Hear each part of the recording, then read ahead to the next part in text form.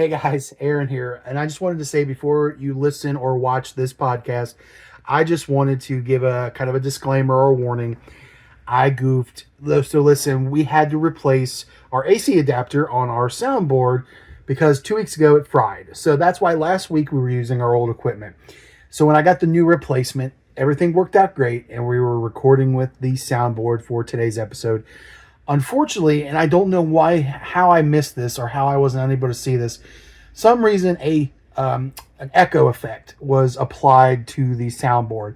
So Cincinnati Fattie, our guest, has a bit of an echo, but Mike has a very prominent echo. So I'm just giving you a forewarning because I tried my best to correct it. I cannot. And I don't want to waste this episode. So just wanted to give you the fair warning.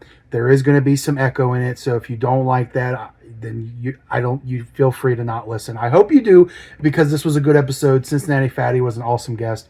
So I just wanted to let you guys know ahead of time. But yeah, I goofed. I promise you I will do better quality control next time. And Cincinnati Fattie, I'm sorry that your debut episode has some audio hiccups, but we still enjoyed you on here, and I hope you guys enjoyed today's episode. So, yeah, my bad, y'all. The following announcement has been paid for by the Rated R Wrestling Podcast. Rated R Wrestling Podcast. Go! Uncensored and unapologetic. Rated R Wrestling starts now. Hey guys, what's going on? I'm Aaron, aka Stud Muffin Supreme, and I should put the microphone near my face. Yeah, damn it, get with the program. Grab yours too. I am the resident wrestling Rain Man Kyle here. And as always, I'm Michael the Motherfucker, and this is Rated R Wrestling Podcast. And if you happen to see it, if you're watching at home, we have a very special guest. Why don't you introduce yourself, sir? My name's True. I go by the Cincinnati Fattie. Do food reviews for local restaurants. Try to get their name out there. A lot of these guys got a hard time paying for stuff like that, so that's one of the reasons I started doing it. Awesome. All right. Yeah, I started following you on TikTok. Turns out you were following me, and Actually, you followed me, and I was to follow you back. And anytime I follow somebody, I go and check out their content. And I was like, wait a second, this guy's following me? Oh, okay. Yeah. Rewind, hold on. But because I saw him do a local review for a restaurant that my sister-in-law frequents a lot, the Anchor Bar and Grill. I'm like, wow, that's local. And then we ended up, you invited me out. We went and did Cruitt's Creek about a month or so ago. That was pretty fun. So check that out. Cincinnati Fattie on TikTok. Check that out. He does some really awesome reviews. You've been to a lot of places. I just sealed my 100th review. I've got a big thing coming up here next weekend to celebrate 100 reviews, 10,000 followers, which I finally surpassed that mark. Congratulations. I'm going to be out at I'm not going to say the name of the place because me and the owner haven't hashed all the details out yet. But I'll be going live from this location, and I'll be giving out a free $50 dinner to the place where we'll be at. All right. So just kind of like celebrating everything, getting everybody to know what's going on. Yeah, because congratulations on all the zeros. Yeah. The 100 reviews and 10,000 followers. Appreciate that. Yeah, that means you can go live now, right? I've been able to go live. I just monetize though. Oh, okay. So I'm getting paid for my videos now, so that's awesome. You know? I knew that there was different, because I don't make really much off TikTok anyway, but it's like I'm always confused on how the levels work because it was either one milestone you can get live, and then the other one you can actually start doing the creator program. So it was just. I think the live is just 1,000 followers. Now that you say that, that makes sense. Yeah, and then 10,000 followers is the monetization part. So that's just where I just branched out to YouTube, Instagram, and Facebook. So I'm doing all of them now.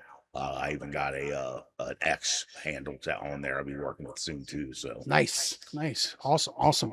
Yeah, we'll eventually hit 100 on here eventually. Yeah, hey, we'll get there slow eventually. And steady. Yeah. This is episode 35 of the Radar Wrestling Podcast. 35. Oh yeah, 35. All right. Oh yeah, we started doing this in October of last year, and we've been pretty consistent doing it every week. There's been a couple times where we had to pause for a couple weeks, but tried to keep this as consistent as possible. And then That's right.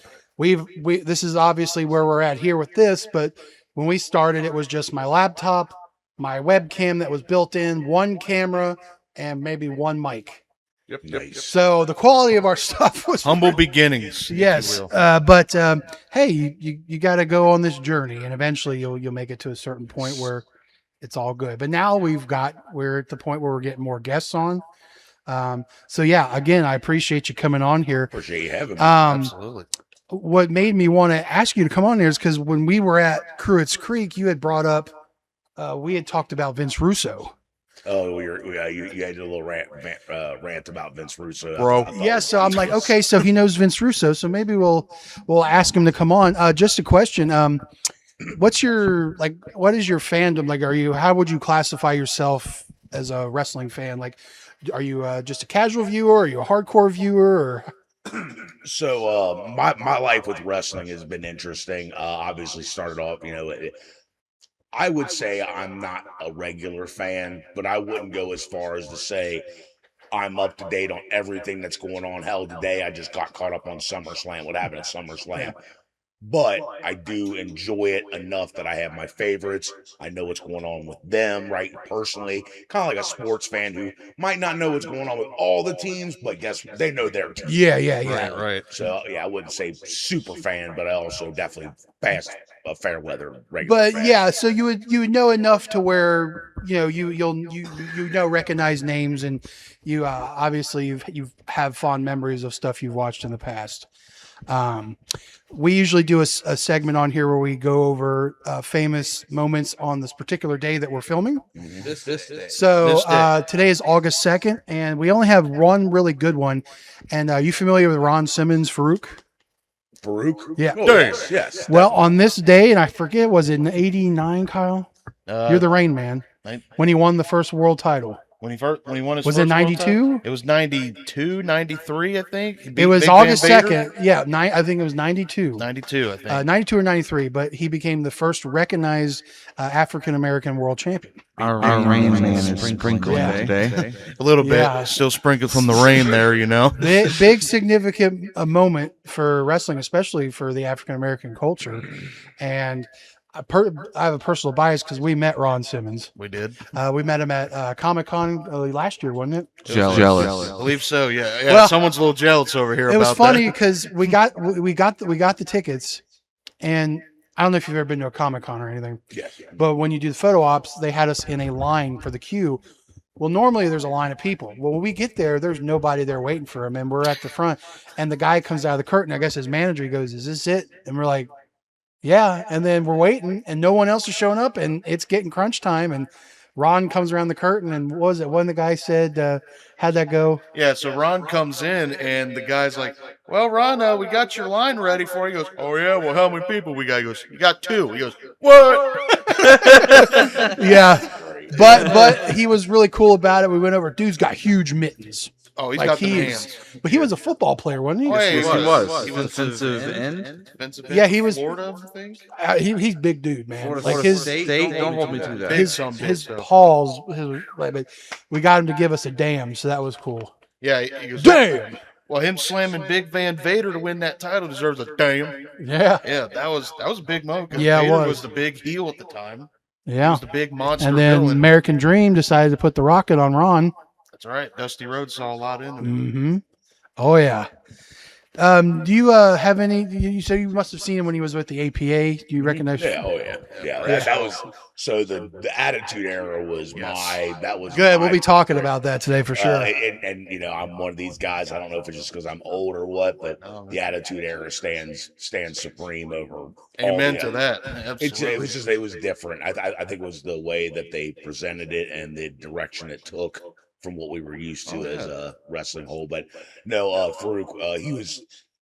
I always loved watching him wrestle. He's a great technical wrestler. He didn't not a whole lot of flash, but when he got in there, he got the job done, and he was very good at putting people over. Yes. If he was going to take the fall that night, he made it look good, and he was definitely one of my favorite parts of the whole Attitude Era. Oh yeah. Plus, I would hate to be in the ring with him because dude was throwing live potatoes. Oh yeah, you would throw them potatoes at you. He was stiff. He was, but Especially if he's mad at you in the Dominator. Ooh yeah. Just ask the Public Enemy. That's Public Enemy when they got their ass whooped. Right. We don't want to do the table spot. Okay. Can't- Don't go to the table. Bring the table to you. Yeah. Right. You can't forget the Nation of Domination. Oh, That's yeah. great. Oh yeah, the him Nation. and- Yeah, I was him gonna and, ask you about that. The Rock and all. Oh, that was a great faction. Yeah, I didn't mind the Nation too much. They were probably the best thing out of that whole faction war stuff. Yeah, Faction. Well, maybe the Heart Foundation was good too. But I liked Sure, he didn't like the DOA. oh well The dirty old the biker likers. what are they, disciples Disciples of of Apocalypse is what they were. oh yeah, and then what was it? The Them. Harris twins, Well, you had them, and then you had Chains. Los Boricuas. Los Boricuas, Savio Vega's group, I'm trying to think of all the different. Truth Commission, Heart Foundation. There's so many of them. Oh god, so many fucking factions. there was Factions, pal. the corporation, Oh, yeah. Corporation, yeah. The Ministry, the Ministry. I'm of a big Darkness. Ministry fan. Yeah. Love the Ministry. The Brood. I love it. Definitely one of the better theme songs ever. The Brood's Well, theme just the whole song. presentation. They come out The for theme song. So the part that everyone likes. Oh, the Just I buried Paul backwards. Was that confirmed by Gangrel himself? Yes. It's funny you say Paul and Barry. Well, that's the old Beatles. Helter Skelter. Yep. Yeah, that was the inspiration. Yeah. Buried Paul.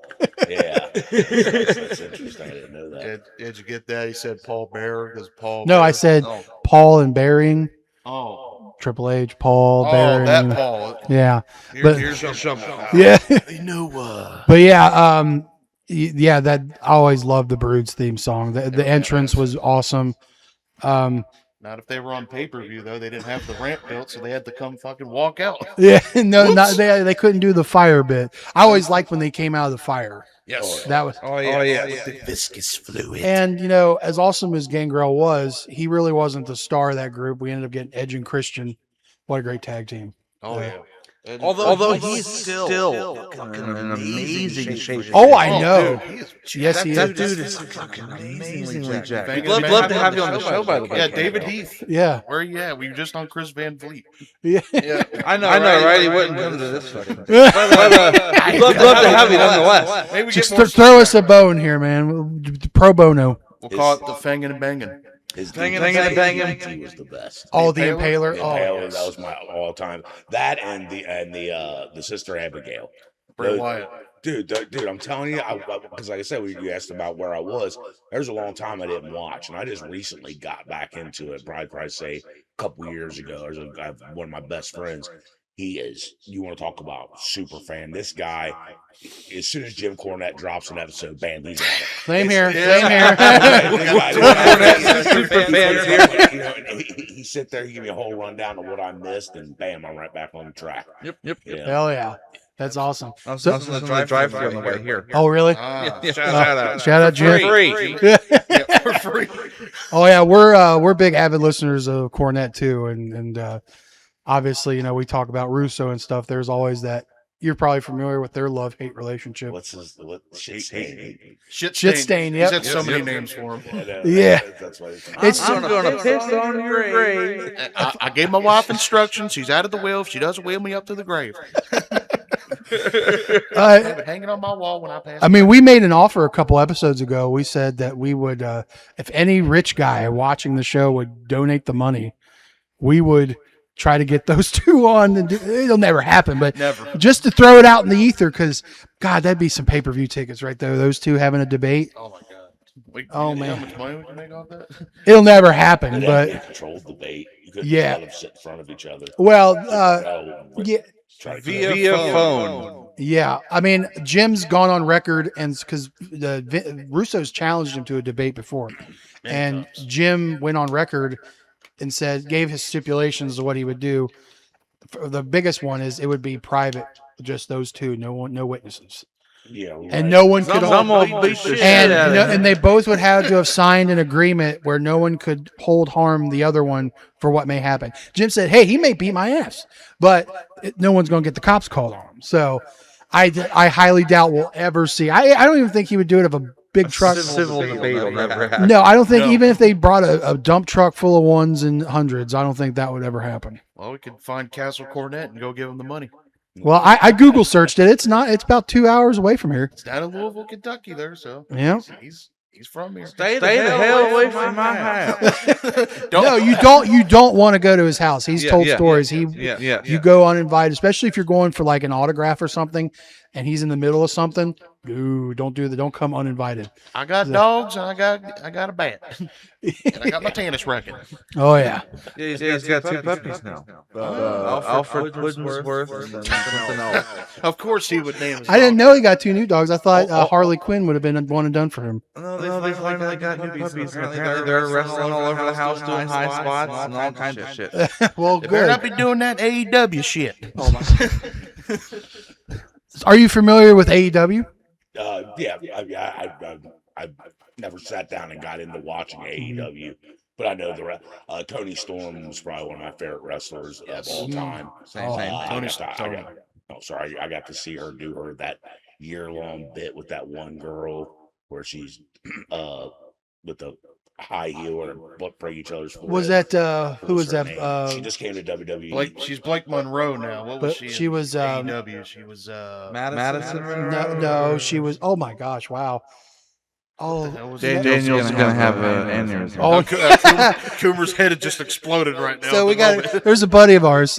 We did a big. Well, I did a big debate with him a couple episodes ago, because he's special guest.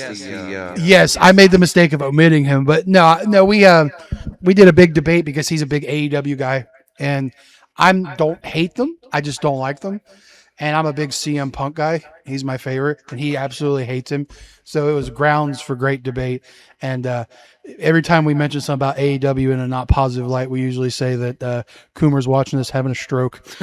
Well, he was the reason AEW started their downfall. He walked away. Oh yeah, he was their biggest merch seller. He was and it was crazy that, I mean, I can't prove there was a concerted effort to get rid of him, but it didn't look good. But thank you, Jack Perry. I appreciate it. He's Real glass. Real glass. but now Punk's doing better than ever. He's looking healthy again. He's World champion. he's man. doing great shit. Is he looking healthy again now? He's got some big bags under. Well, look at him compared to what he looked like toward the tail end of AEW. He was. Fair enough, but I'm just saying, man, like, if it's water retention, you can push on those things and it'll go away. But if it's not, then maybe. Well, in all fairness, he's always had those bags for as long as I can remember.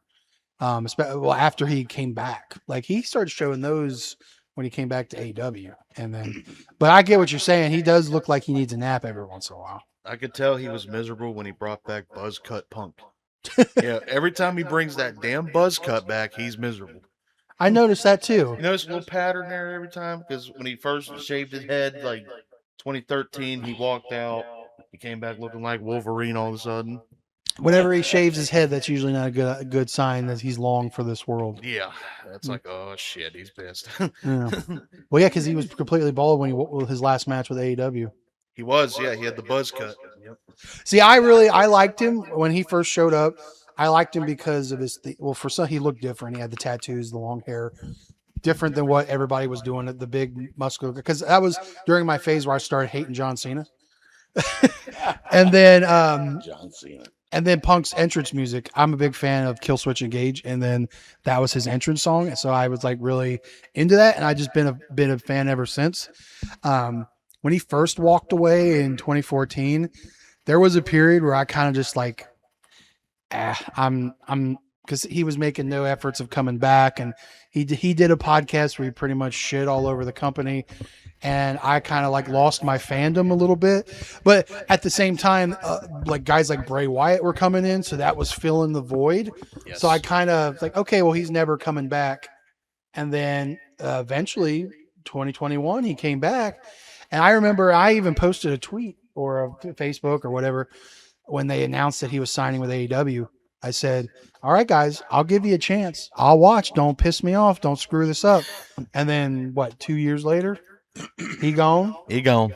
Yep. But my buddy Daniel would tell you likewise. He would tell you the other way. No, he's a cancer. He's the reason that. He's a cancer. Have you seen the size of the places they're holding these AEW events? They went from having one of the biggest the biggest pay-per-view sale ever down to gymnasiums at high schools.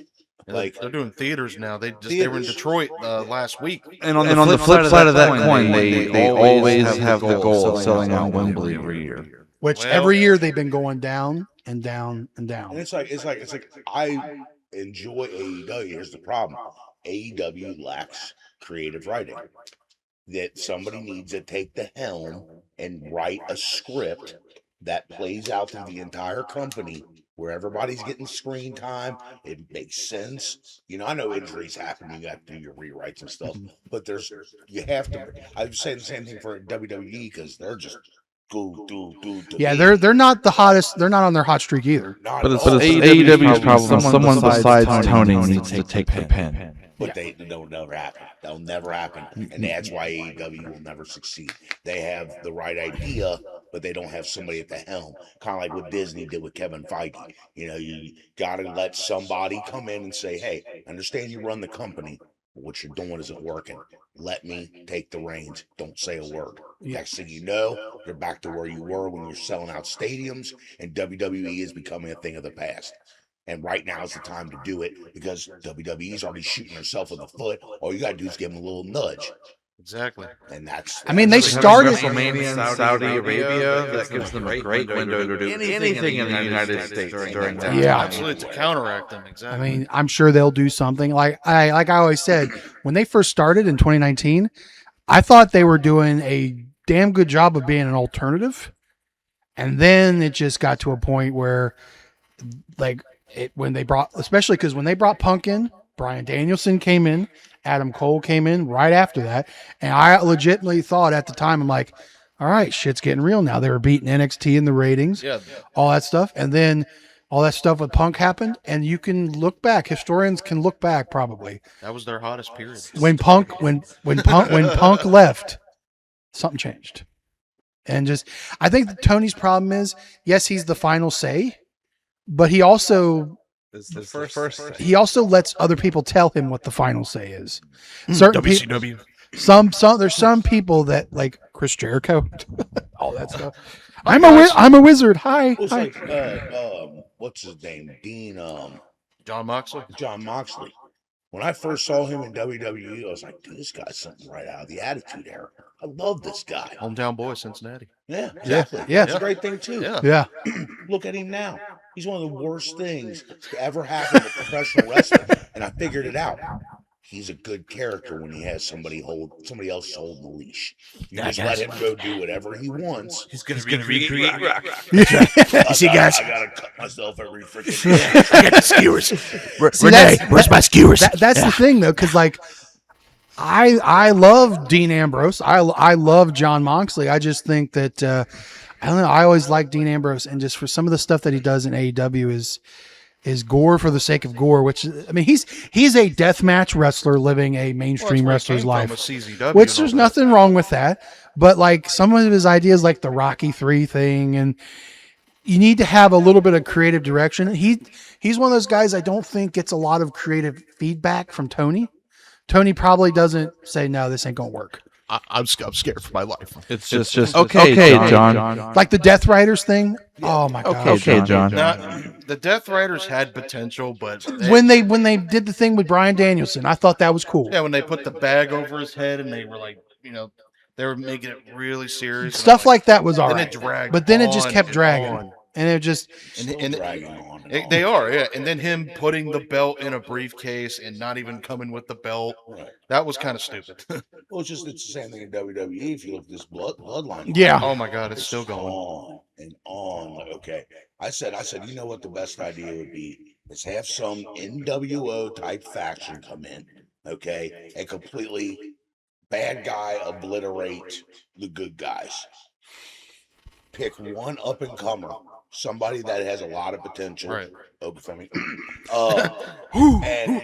And have him recruit and build another faction that eventually can face off with this other faction, and then the good guy win. and become the superhero, become the whatever, whatever type of persona you need him to be. Mm-hmm.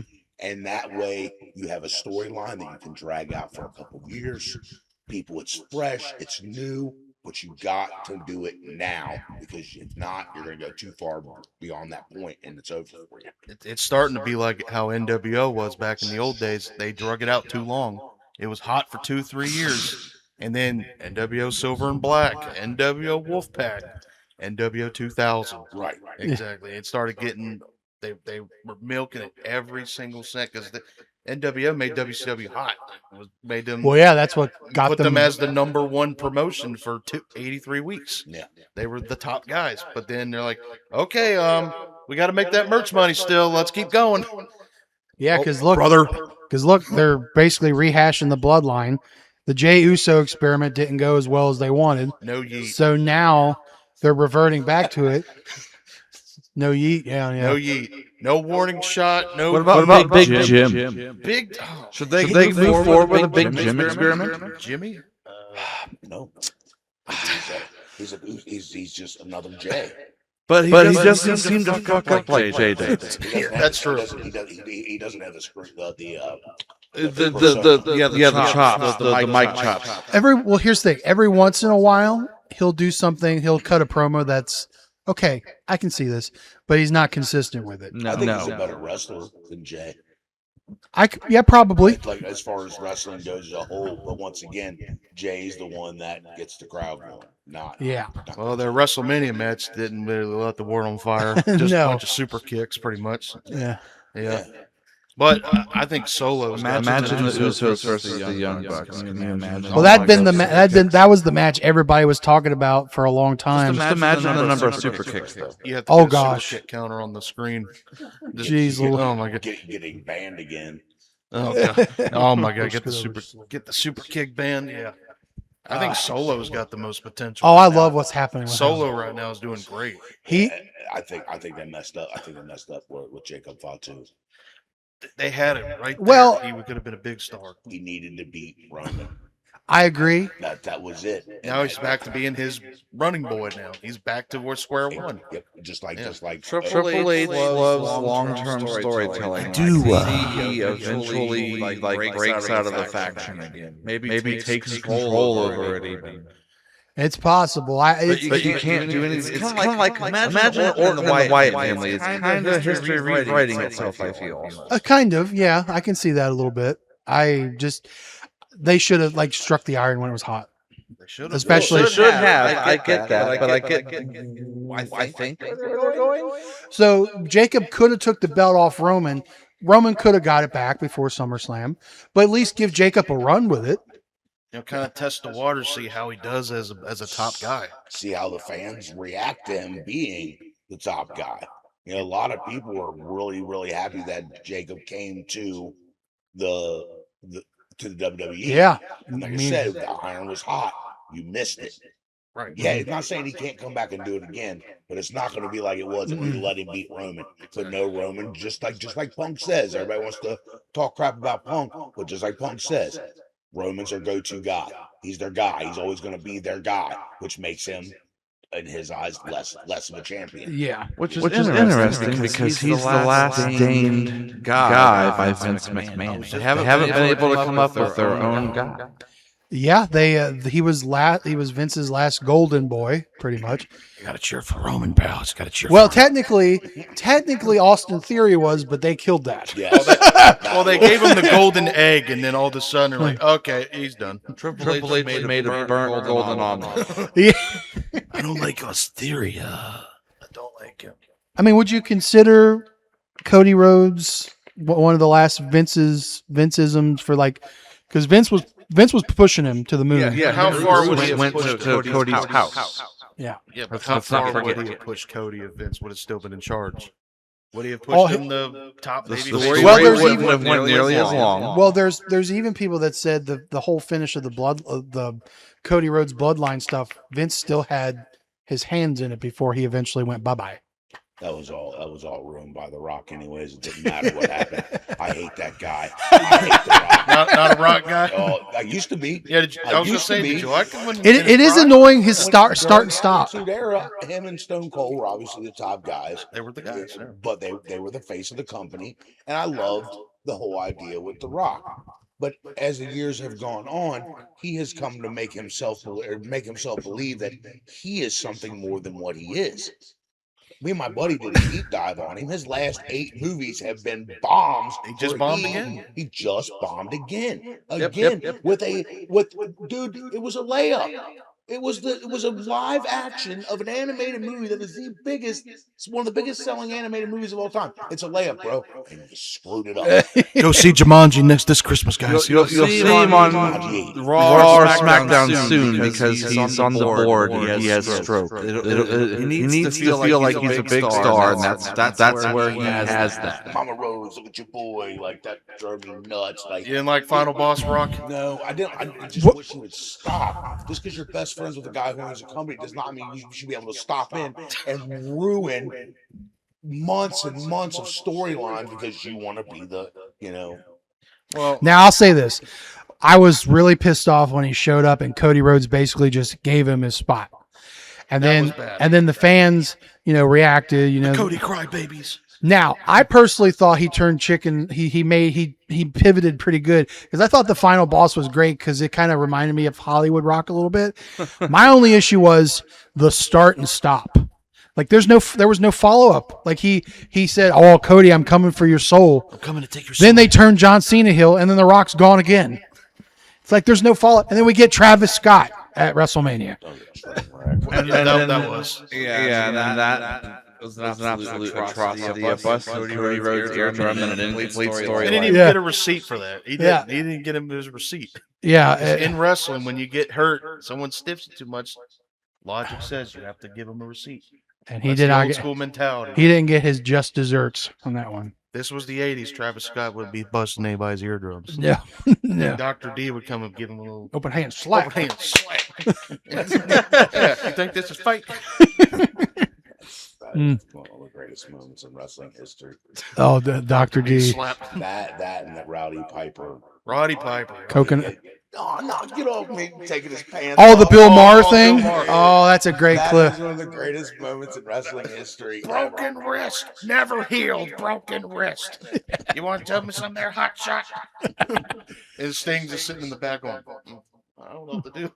What do I do? Yeah, Bill Maher ate a little piece of humble pie in that moment. He was definitely humbled. I remember always hearing that. You know it's fake, right? I'm like, yeah, but you know what? Ain't none of us getting in there and doing that shit.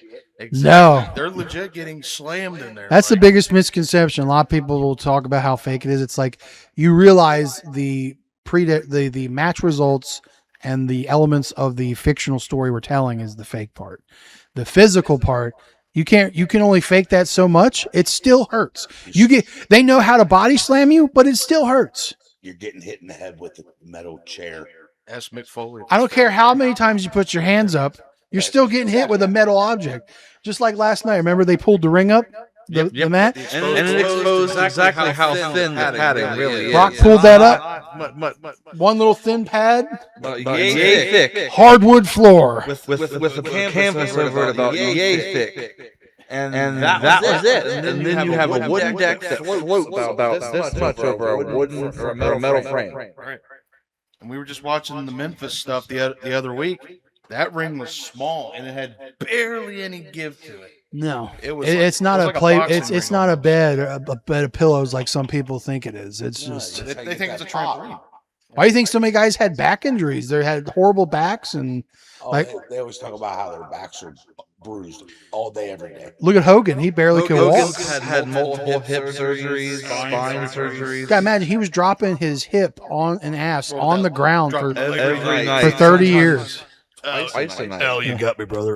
The shows were close enough. Yeah, well, brother, I guess a big boot dropping a leg tonight. Yeah. I was watching an interview and they said me is I'd have much rather done a different finisher because everything that's caused him Well, yeah. landing like that Shit, he over and over. He could have done the axe bomber like he did in Japan. Yeah. where it was just a clothesline. That was the problem, though. It was the leg drop was so over that's what it was. He was pretty much demanded to do because Hogan could wrestle. A lot of people don't realize Yeah, like he Hogan had the ability to do like look at his stuff in Japan. He was doing arm drags and takedowns. He was He was actually doing trying to wrestling a much faster pace than he would in the States. But here in the States, all the people cared about was the ear, the Hulk up, and the slam and the leg drop, and that's all he had to do. That's what you got to do, pal. Welcome brother. Yeah. Well, pal, that's what you got to do. Here. If it Just ain't gotta do the broke, finish. that's the old adage. If it ain't broke, Well, yeah, but he was trained by Hiro Matsuda too, so he could work. He Yeah. could go, man. So, Yeah. the problem Back is, when finishers were actually finishers. yeah, the DDT. If you were hit, it's lights out. Jake the Snake. Yep. Well, I'm just saying, I always bring that up in any type of wrestling discussion because I want to know what people think about that. Like, we're in an era where I can hit you 18 times and you're kicking out, like, Or no selling it, just yeah, getting up. and not selling it or anything. It's like, what happened to the time? Like, okay, I understand you kicked out of it once and it's supposed to be this epic match. That's fine. But when your finishers just aren't working, and then you wind up winning the match on a non-finisher move, like after they've kicked out of your Yes. finisher, Like a schoolboy. yeah, it's like, nah, it drives me nuts. I hit you with 5 super kicks, but I'm going to roll you up for the 1, 2, 3. Nope. What? That's gonna be what gets you. Yeah. Yeah, like one of the biggest talking points of last night was Brock Tombstone's Oba headfirst on the hardwood ring, And he kicks out. and he not only kicks out, but he hulks up. He gets up. Yeah. So a lot of people That's some are. Hogan shit, right? But on the flip side, you have to. Also, this is not just a WWE thing. AEW, look with the 450 splash debacle last week. Oh yeah. You do 450 splashes, the Young Bucks do it, and then Ospreay just hops right back up. Well, even I think someone posted a clip where he got hit with like 2 signature moves, 1 finisher, and he gets up and hits the guy with the elbow. Yeah. That's it. He just Back in gets the up. back in the day, a DDT was an angle to ride off somebody off TV for 2 weeks. Look at Steamboat. Steamboat got DDT'd on the concrete and acted like he was dead, Yeah. and like he was gone. Well, probably a lot. You have to also attribute that to the way fans perceive wrestling now. Back then, more people believed it was real. Nowadays, most people don't. So I can understand from one angle where they're like, well, they're not going to, they don't believe this is real anyway. But still, it's like sometimes the best matches are the ones where they're selling. We want it to be real, though. Yeah. Even though we know it's fake, in our heart of hearts, as fans of the show, it's like watching a TV show or a movie. Soap You want opera. it to be real. You want this to be an actual, like, so you start feeling for them. You get invested. You spend your time watching, giving them the viewership that they need. And it's just like, as fake as you want it, as it is, we all want it to be real. Yeah. It's still real to me, damn it. Yeah, exactly. What do you mean? What do you mean wrestling's fake? What are we talking about here, guys? Like when I watch Roadhouse and I see Patrick Swayze kicking ass, I want to see him get his ass beat a little bit so he comes back and make the big comeback. Like, we all know Patrick Swayze is not kicking anybody's ass, but I would like to believe that Patrick Yeah. Swayze can kick my ass. Look at Schwarzenegger. I believe that he can't just walk into a hail of gunfire and not get hit. But fuck it, I don't want to watch But it. you would have believed it. I want to believe exactly. I want to Yeah. believe he's a walking fucking tank or something. You know? It's a male soap He really opera. is the Terminator. Exactly. Yeah. He just walks in, goes, "Oh, I have an unlimited clip now. I'm gonna hit all you now." Yeah. Exactly. But we know it's movie. It's not The scripted. suspension of disbelief. Exactly. Yeah, I was- You start doing flippy shit and start no selling shit, and it looks fake. Just like I saw, I was on Twitter and this, It was cool. he must have been a sports fan, like an avid sports fan, because he was talking about ESPN's coverage of SummerSlam last night. He goes, "Why is ESPN wasting the time of day for this fake stuff?" And it's just like, well, for one, ESPN is partners now, obviously, they're showing, but it's like, dude, it's entertainment. I mean, it's athletic entertainment. I mean, it's not like There's enough viewership that they feel they need to be involved. How's that? yeah. There's enough people watching where the popular opinion is shifted. Mhm. Yep. Well, why is ESPN covering fake stuff? Like, I'm here to tell you, most of your sports are scripted on some level. I believe it. It's only because of legalized sports betting. The sports betting is what has done it. Exactly. Trust me, I'm telling you right now, Vegas doesn't lose. You've never been to Vegas. I'm here to tell you, no matter how lucky you think you are, Vegas never loses. And I'll tell you right now, if Vegas has got a freaking sure thing winner and something goes wrong in that game, phone calls are getting made and something's going to happen. I've seen it happen many, many times over the last couple of seasons, which has led me to have this idea that, hey, I don't think what we're watching is what we're supposed to be watching. You know, Even when you go gamble there, all the shit's rigged over there. Case in point, Dana White, he went in there and cleaned them out of the blackjack casino. They banned him. They told him to leave. They said, get out, because he cleaned them out. Because he won, legit. Yeah. there can be winners, but I promise you, the average person is going to lose. I worked in the casino industry. They said over a lifetime of gambling, you will take a 25% loss. Yep. Got a fellow casino Yeah, but employee. he works over at Turfway there. So I opened Newport in 2020 I work surveillance there currently. at Newport. And Okay, so then you know a friend of mine. She is the nighttime security supervisor, Sarah, blonde hair. I've seen her. Yeah, she's a good friend of mine. Yeah, but I worked there for 3 years, and then something happened with their. They restructured the leadership, and they didn't have a spot for me, so out the door I went. damn, man. That is what it is. I got a good job now, so There you go. That's One good. door opens, another opens. One closes, another one opens up. Yeah, but yeah, so let me ask you this then. Do you think some of the NFL refs were on the take? see, so everybody says, well, how do you script something as big as the NFL? Look how many players are. Somebody's not going to say something, and somebody said you need one coach, you need one quarterback, and you need one referee. That's it, and you can script an entire season. And I was like, it's probably the best thing I've ever heard in my life because it's true.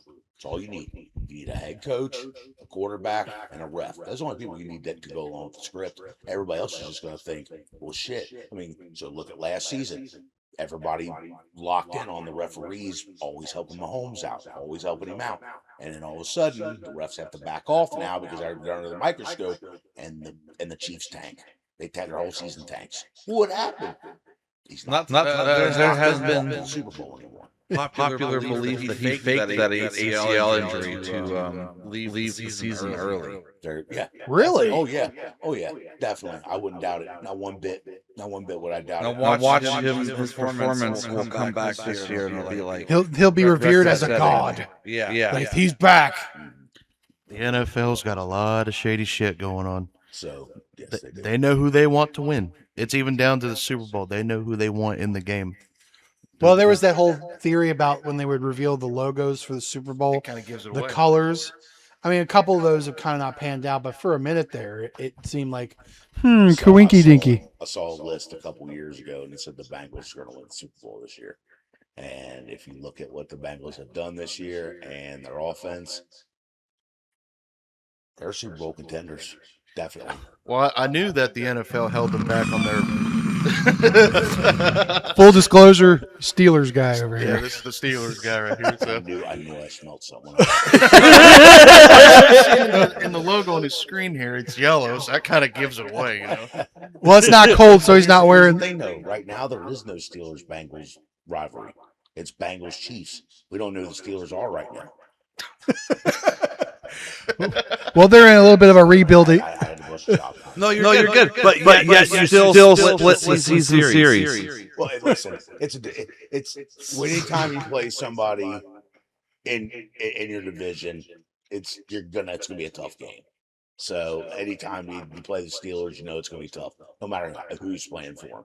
You know, is Aaron Rodgers? Is he coming back? He is coming back. He's confirmed. His old ass needs to retire. No, but I definitely believe that the NFL held the Bengals back from doing their little Cinderella story they did a few years ago. Made it all the way to the game. They had it all planned out where their big fairy tale ending could have happened, and it didn't happen. LA's the bigger market. They would Exactly. never listen. Where did they play at? Well, SoFi Stadium. They weren't going to have Bengals walk in there and beat them on their turf. Lost by 3 points. Exactly. 3 That's when I points. knew. The NFL was willing to take a lawsuit to let the Rams move to Los Angeles, and I can't say that was not for a reason. It's really quiet, and you won't see it in the media, but there's a massive lawsuit that the NFL is going to quietly take a massive loss on against versus the city of St. Louis over the Rams moving. Really? Yes. Even though that happened a long time ago. Yes. That lawsuit's been quietly moving since then. But the NFL's went through great strides to keep it out of the media. So Well, yeah, I'd imagine so. They don't want that getting out. Like they're going to get millions of dollars out of the NFL over this. Jeez Louise. Oh man. Well, it's just like that whole deal with Gary, Indiana. The Bears and the city of Chicago painted itself in a box. That's a different situation. The Bears leased the stadium from the Soldier Field from the city of Chicago as much as the city insists the Bears own it. The city owns it. The Bears don't want to be in Soldier Field anymore, and it's told Chicago many times we want a new stadium. Governor of Indiana heard that plea apparently and said, "We've got over $1 billion for a stadium and all the relocation funds and everything." Yes. $1 billion. My new evil NFL company. And apparently, the Bears are like, that's a lot of money. We are going to corrupt the NFL, so therefore, football is a game. They already do that, Dr. Evil. Shit. Okay, we'll just hijack a nuclear warhead is what we will do. and bring me sharks with frickin' laser beams attached to their heads. We tried to get somebody clear up the red tape. But I got a question that'll bring us kind of back to Yeah, sure. Who do you think are the biggest eaters on the current roster? The biggest what? The biggest eaters. We're sitting here, we're all large. Oh, eaters. I thought you said eaters. So you want to see who the big foodies is on the roster? Well, I mean, we got a food guy here, so why not talk about that a little bit? I know he's not on the roster anymore, but have you checked out that Braun Strowman and everything on the menu? Yes, on USA. That Yes. is a fatty. Oh, he definitely is. Yes. Full on. Like that guy probably out all four of us in one sitting. Muscular dudes need so many calories to maintain that. Yeah. He used to say, "I lift weights and eats big steaks." Yeah. But you sure you ain't lifting those steaks too? What about Ryback? Feed me more. Yeah. Ryback. You're Stupid. Telling me Obafemi don't consume 56 Oh, pounds dude, of I'll believe protein. it. Yokozuna was legendary in his consumption. Oh, yeah. He would eat tons of sushi. You ever hear about Big Show's diet? Or Jim Cornette's many stories about the Duke weight loss clinic. Yeah. Yeah, I've heard that. So about Big Show's diet, he was on his podcast recently, and the guy asked him, "So in your prime, what would you eat?" He goes, "Everything, name it." He goes, it would not faze me to go to Subway and get 2 footlongs and just pound them down. Well, that dude. I heard his order at McDonald's was quite epic. 3 Big Macs, 3 large fries, 2 shakes, apple pie, chicken nuggets. Well, his metabolism is he probably had to do that. But then again, look at him in 06. He looked like he was on death's door. He would be sweating before the bell rang. Yeah. He'd be like, "Oh fuck." Well, it doesn't help. He was an avid smoker too. Andre the Giant. Andre. Oh yeah. Probably arguably the greatest drinker of all time. So you're telling me a man can't eat? Oh, he could eat. They said he would eat like 5 big lobsters and like 2 bottles of wine. And then proceeds to go to the hotel and shit in the bathtub. He He couldn't sit on the toilet. No, I get that, but still, like, I wouldn't want to see the end result. I mean, think about how that made him feel. Having Having shit into a bathtub. and then we're gonna walk stop it down. But think about it. With his diet, can you imagine what that tub looked Well, like? that dude wasn't going on the airplane in the bathroom, Well, Oh no! so he had to hold all that stuff in. well, Hogan talked about where they were on a charter jet one time, and he's also the greatest farter who ever lived. Yes. And he would fart, and the pilots would be blinded by the fumes. He goes, "Andre, you're gonna wreck the plane, dude." He goes, You gotta imagine, big dude, big colon. Oh yeah. big man. Yeah. Hey, I agree with Andre. It's worth it if the plane goes down. Oh, Andre goes Over my fart, I'm fucking dying all the way to the ground. What a legendary story. Yeah, right. How'd they die? Plane crash. What caused it? or farted. bring a whole. A really bad fart. Story. Oh my God! can't see. It smells like cabbage. It smells like rotten cabbage in here. It smells like somebody threw up their head of lettuce. Is somebody cooking Brussels sprouts on this plate? God, You're eating the salmon. Oh my God. like a burning box of Band-Aids in here. And Andre's like,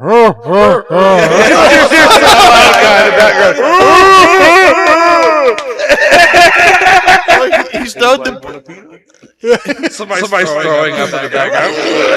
fucking mean jeans there. They're going, wow, there's Andre taking another fight. That's good stuff. And then him bringing a whole movie set to a standstill with a fart. Oh, yeah. He's The Princess Bride. He let up the 18-second fart. And Rob Weiner looks at him and goes, Andre, are you okay? He goes, I am now, boss. oh, man. Timmy White would say when he'd lift that leg up, here it comes. Well, freaking Jake Roberts said that he sat on him one time and did it. Yeah. And he said he left a wine stain on him. Timmy White was in charge of getting him to and fro a lot of the time, so he would know. Oh, yeah. Yeah. He was his handler. Oh, he was. And then Jake said when he was sitting there farting on him, he goes, Andre, what are you laughing at? He goes, I'm farting. You know about the smell. Oh, God, I couldn't imagine that. Oh. Well, I think with all that diet he's eating, so. Well, plus all those probably beer farts, too. The cognac and the steak and the eggs all fermenting. All that stuff. And 120 beers in one sitting. Think about that. Oh, my gosh. The can looking like this big. Yeah. Oh, that iconic picture of Yeah. can and his big mitt. They say you could drop a silver dollar through his ring. Oh, yeah, his ring was huge. Well, Ric Flair said, big man got big fingers. Yeah, what else has he got? How do you know, Rick? Yeah, Rick, how do you know? Well, in all fairness, they probably all saw each other in the locker room. Well, the locker room in the 80s was pretty wild. You know, Rick's strutting around his fucking robe. helicopter, helicopter. I on the mean, plane. I'm not going out there wanting to see another guy's junk, but one of those things is like a car crash. It's like I kind of have to see one time, just so I could say I saw it. Holy crap, he's got a hammer on him. You ever hear the Viscera story? No. So you remember Big Viscera, Big Daddy V? So back in the Attitude Era, Teddy Long got in trouble for distributing Viagra to the boys. And Holla, holla, holla. holla, holla, player. Well, Big Vis was one of his clients. You need to get harder. So Big Vis happened to be. Jesus. So he happened to be one of his big clientele. And he wanted to get a kick out of the boys one night. I think Godfather told this story. And he walks in the locker room, nothing on, and he just happened to pop a pill, and he sat down and goes, hey, guys. And everyone's like, what are you doing? He goes, Boing. Big Vis. Sitting in the locker room, they're all just hanging out. Oh, shit. That wouldn't happen if he was in my locker room. Get the fuck out! Get out! No baby oil. Get out! Yeah. Get out! Oh, damn. So who else do you think's a foodie on the roster, man? I mean, Like secret foodie, like low key. Like, Otis. Well, I think that one's obvious. that one's pretty obvious. I mean, Otis. Maxine. You think she's a foodie? I was gonna say probably one of the girls probably eats like a freaking giant. EO Sky. Nia Jax. And she's got like a fucking metabolism that just burns it all. I feel- like somebody you'd least expect to be a foodie. EO Sky. Well, she Kira Tozawa could probably eat more than Otis. Probably. probably can eat Yeah. one at the table. Absolutely. I was gonna say, I bet you Alexa Bliss has got a big appetite. Well, she hangs around with Braun Strowman, so. I would not be surprised. And she was eating for two there for a while. Yeah. Don't underestimate them little girls, man. Them little short girls, 5'6". Like, you ever seen those hot dog eating contests and the little Asian girls up there just Oh my God. chowing down hot dogs while like the big fat dude over there struggling? Oh, dude, being big in food eating contests is nothing. People go, oh, but you can eat. It's actually a detriment. It's like, yeah, sometimes it's not. It's worse to be bigger. Yeah, look at Joey Chestnut. Yeah. Yeah, Joey Chestnut, man. He dethroned a Japanese man. That's how he got his start. Dethroned that Japanese dude about 20 years ago. Something Yamamoto, I think, or something. I've seen some blonde. Are you talking about Matt Japanese lady. Stoney? No, Joey Chestnut, the king of the wieners. No, the guy he beat. Matt Stoney looks a little Asian. Whatever started Joey I Chestnut's can't winning remember the streak. guy's name. It's something like. Uh, What's his name? he beat some Japanese man. That's who it was. It was Japanese. LA Beast retired from competitive eating. Oh, did he? Did he retire? Oh. He's dad now. He's got What was that guy's name? I used to watch when I was younger. I'm sure he does stuff on his channel still. I know he likes like a lot of retro stuff now. Yeah. Dude that used to chug like 8 piles of syrup. Badlands Chugs. No. So what was that Japanese man? Some guy named Kobashi, or not Kenta Kobashi. Kobayashi. Kobayashi. Yeah. Kobayashi. Yes. You ever see the Step Brothers? Yes. Oh, eat your dick like Kobayashi. No. Oh, yes, that's the joke. There you go. That's the joke. That's the joke. That was the joke. Like You suck, McBain. Like Kobayashi. I've seen him do it. You actually seen him do it. He's international waters. They couldn't prosecute. This man's gonna eat your dick. That's good. Pow! Rob Riggle is one of the funniest men alive. Yes, that dude's underrated as hell, man. Well, I was wondering, like maybe he's not main character material. Maybe he's just side character material. Because there's some people that are great at the side role, but if they take the lead, they kind of falters a little bit. Patrick Warburton, for example, great side character, but he was great in Emperor's New Groove. When they gave him Krunk's New Groove, it sucked. I'm a big fan of the '90s Tick, and that was Patrick Warburton. He did great. Peter. That was pretty good. That's pretty good. What do you join some gay underground fight club? Yeah, might be. Yeah, kind of. Was that Ted? I think Ted. Yeah. Oh, he was. I don't know. I was kind of wasted I last. was kind of fucking wasted last night. It's Peter. Yes, Joey Chestnut, Americana, and beating Kobayashi, man, in that hot dog eating contest. America. Still the world champion and the king of the wieners, just like I said. Well, what was that whole deal with him? Wasn't he like? When there was one food eating contest that like dropped him. He was banned from. He was banned from one of them, and then he just started to go with another group. Was it Nathan's? I think it was Nathan's because Nathan's the big famous one. Yeah, that's where he competes. Because like whatever the big one was, he got like kicked out of it, and then he joined another one, and then he just started racking up like big wins over there with them. Maybe even National does one. Eating all those hot dogs, gotta do something to you long term. Oh, dude. I mean, you got to have some kind of gullet to do Especially if you've seen the people that eat them whole. one bite. Yeah, just No chew. Ugh. No chew. The GI is probably struggling. Right down the gullet. Yep. Yeah, no bun either. They just I don't know. I just always kind of thought it was gross watching them with the water, dipping it in the water, and just that's seeing bread. Listen, I'm a texture eater. Okay. Yeah, me too. I can't do mushy unless it's like mashed potatoes because it's supposed to be. right. But like me, like I'm big with breading when it comes to a sandwich. The bread can definitely. I don't care how good your sandwich is. If your bread sucks, it could really turn my tides in the way I feel about your sandwich. The bread has to be able to handle whatever you're putting inside of it. Exactly. Okay, you can't make a Philly cheesesteak on a freaking piece of white bread from Kroger's. Okay? That's sacrilege. But I'm saying there are people out there, we got McDonald's at home. No, you got some freaking hamburgers you're gonna burn and throw on a freaking piece of freaking white bread and throw some ketchup on it. And by the time I eat it, it's mush. No, It reminds me of the Eddie Murphy joke about I could cook a better McDonald's at home. Better McDonald's? You take the piece of white bread and the grease is popping out of the pan. And it's like a big ball with green pepper sticking out of it. Then you take the ketchup and then it turns the bread into red Play-Doh. No, it turns it into pink dough. So watching them do that, I just stopped watching because watching them do the mushy. Ugh. Yeah. No.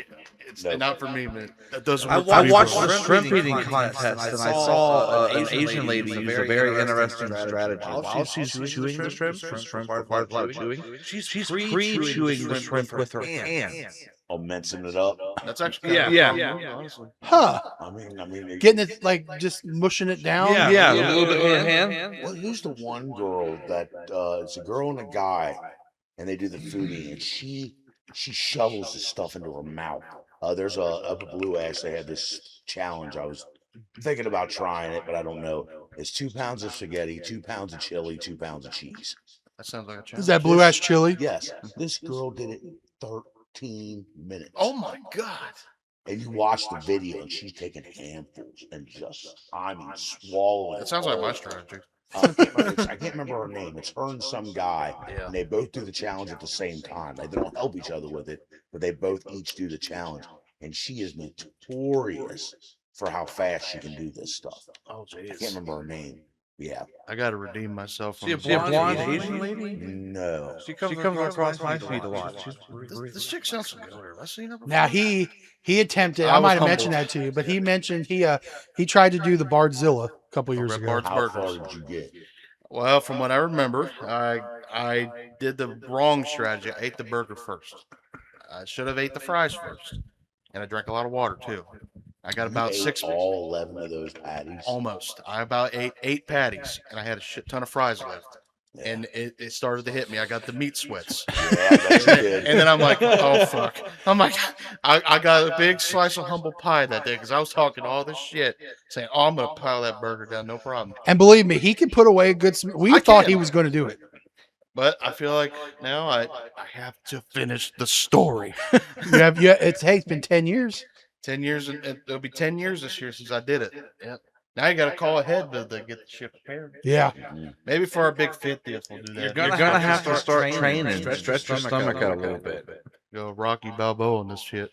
And just do what Gilbo said: eat the fries first. Yeah, Let the burger cool best down. way to do it is like for like 2 weeks straight, you just as much as you can eat. Stretch your stomach. I mean, where it hurts. And then like the last like 3 days, you don't eat anything, and then you go in there. I do that anyway. Fair enough. Fair enough. Yeah, exactly. That's because that whole day I didn't eat not one morsel of anything, and I thought that was going to be enough. It was not. At the time it was unbeaten. It was an undefeated challenge at the time. Then I come back months later and I look on the wall, some skinny dude beat it. They brought some guy that finished the burgers part in 10 minutes. God, Jesus. It's the fries, man. That's what it is. It's a pound and a half. Like, dude, potatoes are so filling. It's Starch. starch. Yes, it is. Well, not to mention, I'm not a big fan of their fries anyway. Well, the fries ain't too bad. It's The only time I ate them is with the poutine, but yes, No, I like their tots. their tots are good. Their Yeah. tots. I Now- didn't review on them. That's what I got. If it Tots. was the donut Nice. burger, I probably would have plotted that because that shit's delectable. Oh, the 5-0 burger. The 5-0 burger, yes, I had that when we went there a few months ago. There, yeah, it took him to his first time there a couple months ago. yeah, that was his first time. Yep. Nice. There's a place up in Cincinnati that does it's a large pizza challenge, but it's like a huge pizza. It's two people.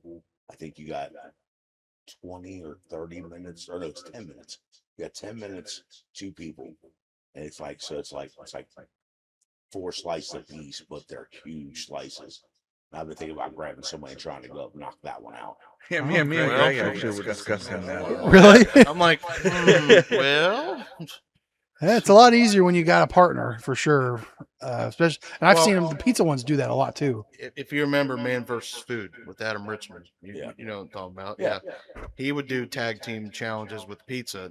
And I saw him do this one guy. He brought this skinny dude with him. So it's those skinny guys again. They can do this. Just the guy that rolls the pizza up. I think so. Yeah, they had a stuffed pizza challenge, Uh-huh. and they're sitting in the booth and they're eating the pizza, and Adam's over there struggling, and then he's got a big shit ton of pile of crust. This dude reaches over and starts grabbing his crust and starts eating it. Don't mind me. Because I got you, because he finished his half, because they split it in halves. Right. So Adam's over there still finishing his part. This dude who's already a previous winner, so he's already had experience. So he got his finish. He's sitting there waiting. And he goes, Fuck it. Starts eating his crust, and then they finished it the last second. They got the challenge beat at the last second. I like a beer meets food guy.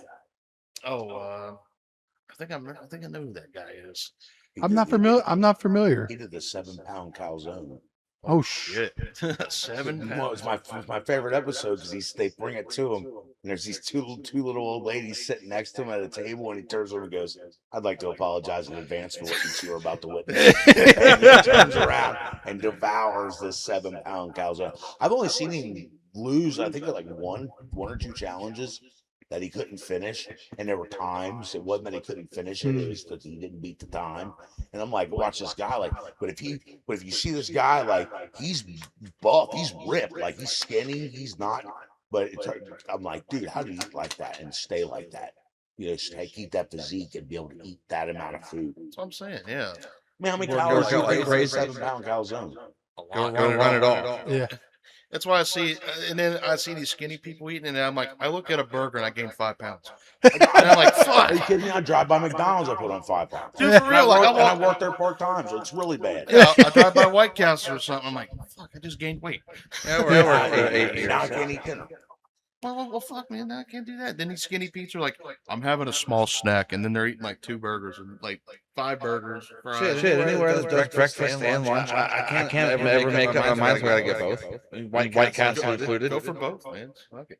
Waffle House. Yeah, exactly. Life's too short. Fuck it. Do it. Well, there's a place over that used to be in St. Bernard called Chili Time. We used to go there a lot, and I would get chili cheese fries and then gravy and biscuits. So I was getting the best of both worlds. Hell, there you can get gravy on the fries. Yeah. You could have got gravy and cheese on it. So I'm like, holy shit. Well, I got the best of both worlds. Just a little bit of everything. Yeah. That would have been a good place for you to review there. That was a good. Apologies for those who are watching the podcast hungry. Are you hungry? Go figure. The Cincinnati Fattie's hungry. We bring the food guy. I warned him last week. I said, if you like food, you'll like this one. But tying it to wrestling a little bit, do you remember the Chef Boyardee commercials from that had like Mankind and Kane had the best one? Oh yeah, he's sitting there. He makes the cans explode with his pyro gimmick, and then he's sitting there eating, and he goes. He can't because he's got his mask And he on. goes. Hey, Big Show was made for the Chef Boyardee commercials. Oh yeah. I like the taste of big ravioli. Do you guys? Sure you do, Big Do you Show. guys remember? It was very short lived. Booker T and the Hungry Man. Yes. That's where I discovered Hungry Man. I don't remember him doing the hungry. Oh yeah, it was very brief, but he did it. Yeah, I'm hungry. What's for dinner? Oh yeah. Was it during this WCW stretch? No, this it was was during like 02. Oh, this the was early- Ruthless Aggression. That's why I Yeah. don't remember. This was after Attitude Era. Yeah. After Attitude Era ended, I just completely skipped Ruthless Aggression. A lot of people did, yeah. Believe me, rightfully so. That's kind of like Ruthless Aggression wasn't bad. The PG era. Now I grew up Followed with it. Ruthless Aggression, so I'm a little biased on that. So I'm not saying it was bad or I didn't want to Right, watch right. it. I'm just saying I was an Attitude Era fan, and Oh, I am you too, know, yeah. I started living a different kind of lifestyle. So me watching wrestling wasn't like I couldn't dedicate my Mondays and Thursdays like I used to. You know. Back when it was Thursday. remember Yeah. Thursday night SmackDown and Thunder. I thought that was a better night for it. I really did. Nitro. And Nitro, yeah. Honestly, yeah, because Mondays Friday and nights we were out. You went out and did stuff. Go out and do shit. No one I was watching wrestling. I was a nerd, but I still had friends. Yeah. Yeah. Dude, Thursdays were Sunday- perfect, especially on network and- TV, and- you know? And then Sundays was backyard wrestling. Yes. Yes, I was a backyard wrestler. Really? Okay. I almost started our own. Yeah, So it's a running joke. funny story. Actually, the name of this podcast, a lot of people would think that we're just ripping off like Edge because in the Radar Superstar, Some which people it think kind of inspired the name. But I when, was a massive fan. we Still am. many years ago, we were brainstorming this idea. He goes, if we did a thing called Rated R Wrestling, and it was like a bunch of like this backyard stuff, and then he came up with this brilliant match called the trailer match. Which has never been done. Yeah, and it was like, what was it? The guys are in the trailer. The trailer is locked and the windows are boarded. and the purpose of the match is to you have to make a way out of the trailer using your opponent, but you have to be the first one to touch the outside. So you had to like ram a dude's head into the wall to make an opening so you could or get through the floor or the ceiling.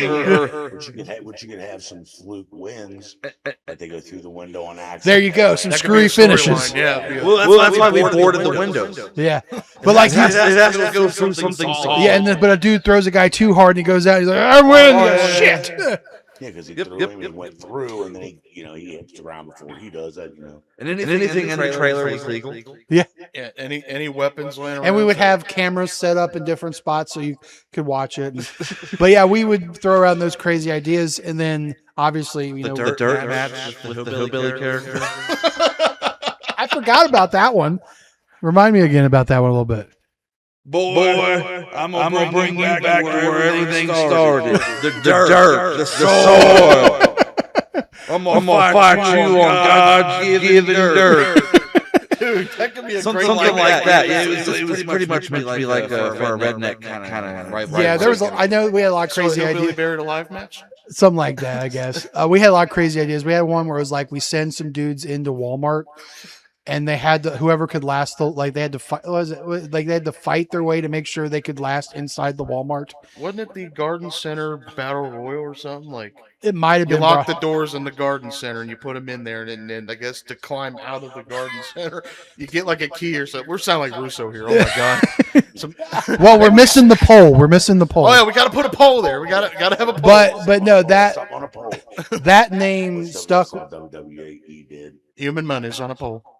Oh yeah, Tonight. that's tonight. Yeah. Tonight. Yeah, Danhausen with the Human Money's on a Now pole. Russo cannot complain one bit tonight about that match Yeah. because he laid the blueprint for that. Yeah.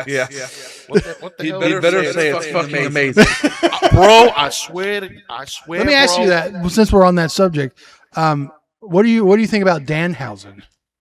I liked him up until recently, especially that Joe Hendry. Oh, that was awful. Not a fan of the. That was terrible. Single-handedly the worst moment in wrestling history, Ooh. and that chick gave birth to a hand in the 90s. Mae Young. Oh, the hand. Oh god. And it's worse than that. Worse than Katie Vick. Yes. Oh god. Even halfway through, you can see it in Joe Hendry's face.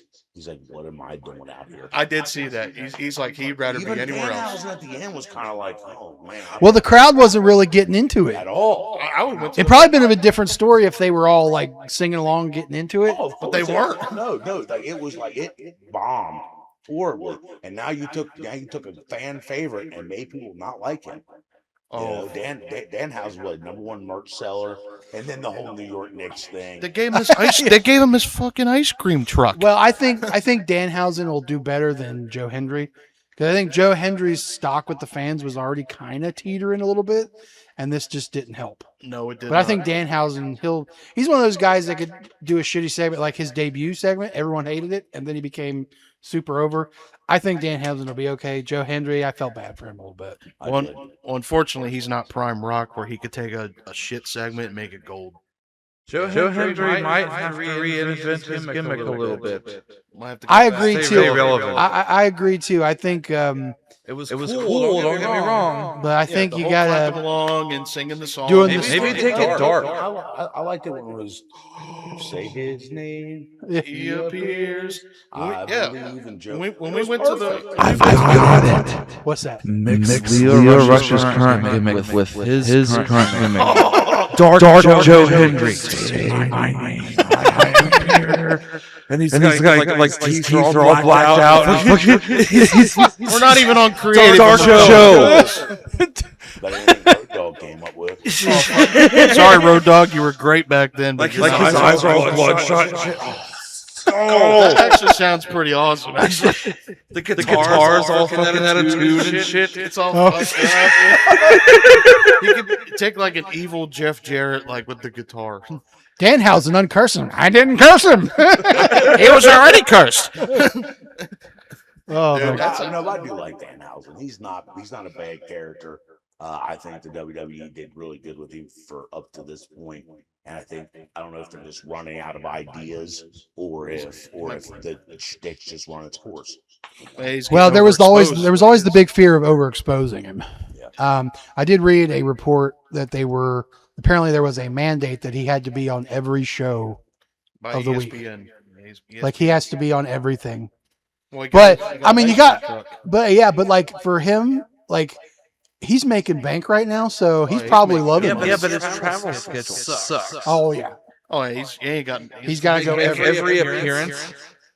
You think he's gonna get burned out with this character now? He might get burned out. Yes. I don't know. Like I say, The money's good. Oh yeah, the human monies. See, I told you the other day, if they were still doing the WWE Network, he would have been primed for his own little show. Oh, totally. Like House. Like of he could have been like a Danhausen. spin ghoulie, like horror movie guy. That'd been great. Could be like Crypt Keeper or something like Danhausen. Him going over the spooky wrestling gimmicks would have been gold. You know what he could have done? He could have done like Mystery Science Theater 3000, roasting bad segments and all that. Like the Beavis and Butthead of wrestling. really good. Yeah, like he could have been like, he could have looked at Drop the ball. He could have looked at Mae Young's handbirth and go, "Oh, that's kind of gross." That's I was involved. You could look at the Katie Vick segment and be like, "Oh my god." Yeah. You know? I don't think WWE ever wants anyone to see that ever again. Katie Vick. Yeah. Oh god, that was bad. You skipped the ruthless aggression era. But are you familiar with the Katie Vick? No. Oh, okay. Well, our words can't do it justice. Well, I'll tell you about it, but if you ever get a chance, look it up on YouTube. So there's in like late 2002, Triple H is feuding with Kane. So they bring out this story. Is it the one where he's in the casket? Yep. Yes. Yep. Yeah, I just screwed your yeah, brains yeah, out. Yeah. Oh god. Yep. Terrible. Yeah. And the bad part is there was an actual funeral next door happening. Yep. But Vince being the crazed lunatic, I think I even heard a story where he actually jumped in the casket showing Triple H how to do it. Well, that doesn't surprise me. It wasn't Vince, it was Bruce. Okay, Bruce produced the segment, but Vince gave it the green light, though. Yeah. It was all Vince, because Vince has the final say. I've heard Bruce's take on their time in the funeral home. Yeah. Yeah. It's an interesting listen if you ever got time to listen to something to wrestle with. I'm telling you what, some of the stuff that has been shown on wrestling, you're just like, why? Why would you ever do that? Well, you know, you're talking about you're a big fan of the Attitude Era.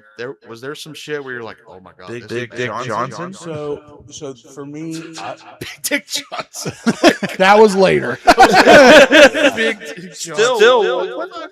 but the Attitude Era for me is like, I remember loving it. But then I go back and my buddy pointed out, well, my friend that I was talking about that's big in wrestling, he pointed out, he said, for every Stone Cold or Rock moment that you loved, there was 5 other moments that we completely pushed out of our memory that were cringeworthy and loathy. And it's like, you go back and start watching some of it like, holy smokes, this is bad. Yeah, like Some of this isn't as good as I remember it being. But those holy shit moments were worth it. exactly. Like seeing the little stupid segments then the big moments would make up for it.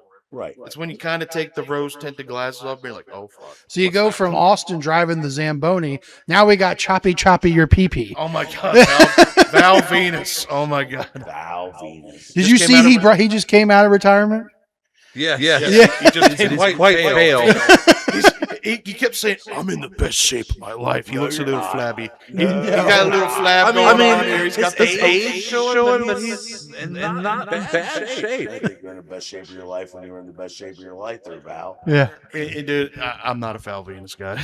I like this. I kind of dug the gimmick a bit, but he's not that good. Yeah, he reminded me of like a more sensual Thunder Lips. Maybe he's just doing it to get laid again. Hello, Granny. Still got a big dick. Instead of ladies, it's grannies now. Hello, grannies. Cougars, Kyle. Cougars, yeah. The Ho Train. Godfather. I don't know. I love it. It's a part of my childhood. But you sit back and think about it, like the Ho Train for real. They let a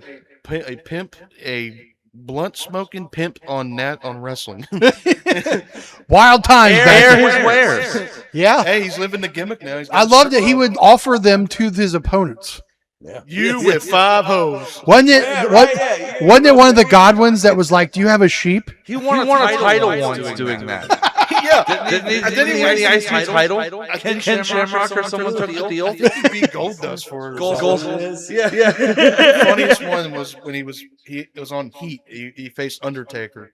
He goes, "I know you like hoes." Which is funny because those two guys were actually like riding buddies. PSK, yeah. And So- they go to strip clubs all the So time. he was trying to break his character on It didn't TV. work. Is that what it was? Yeah. Trying to get him a break. When he got the Undertaker to smile. Oh, dude, that'd have been bad. A lot of wrestlers have tried to break him tried. on TV. So hard. Stone Cold about got him one time. Yeah, the one I know. The finger. Yeah. The finger, and then I think it was up to Invasion.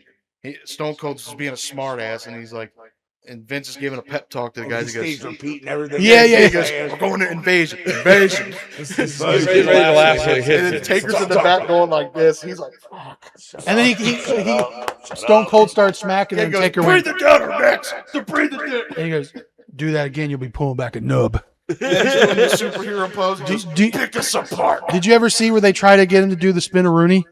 Oh yeah, they Yeah. tried. Even Yeah. Vince Taker did it. Rooney. The Taker Rooney. Vince came out and did it himself. He's like, "You're doing it," and Taker went to do it. He's like, "I ain't doing that. I ain't doing that." They want to see the Vince Rooney.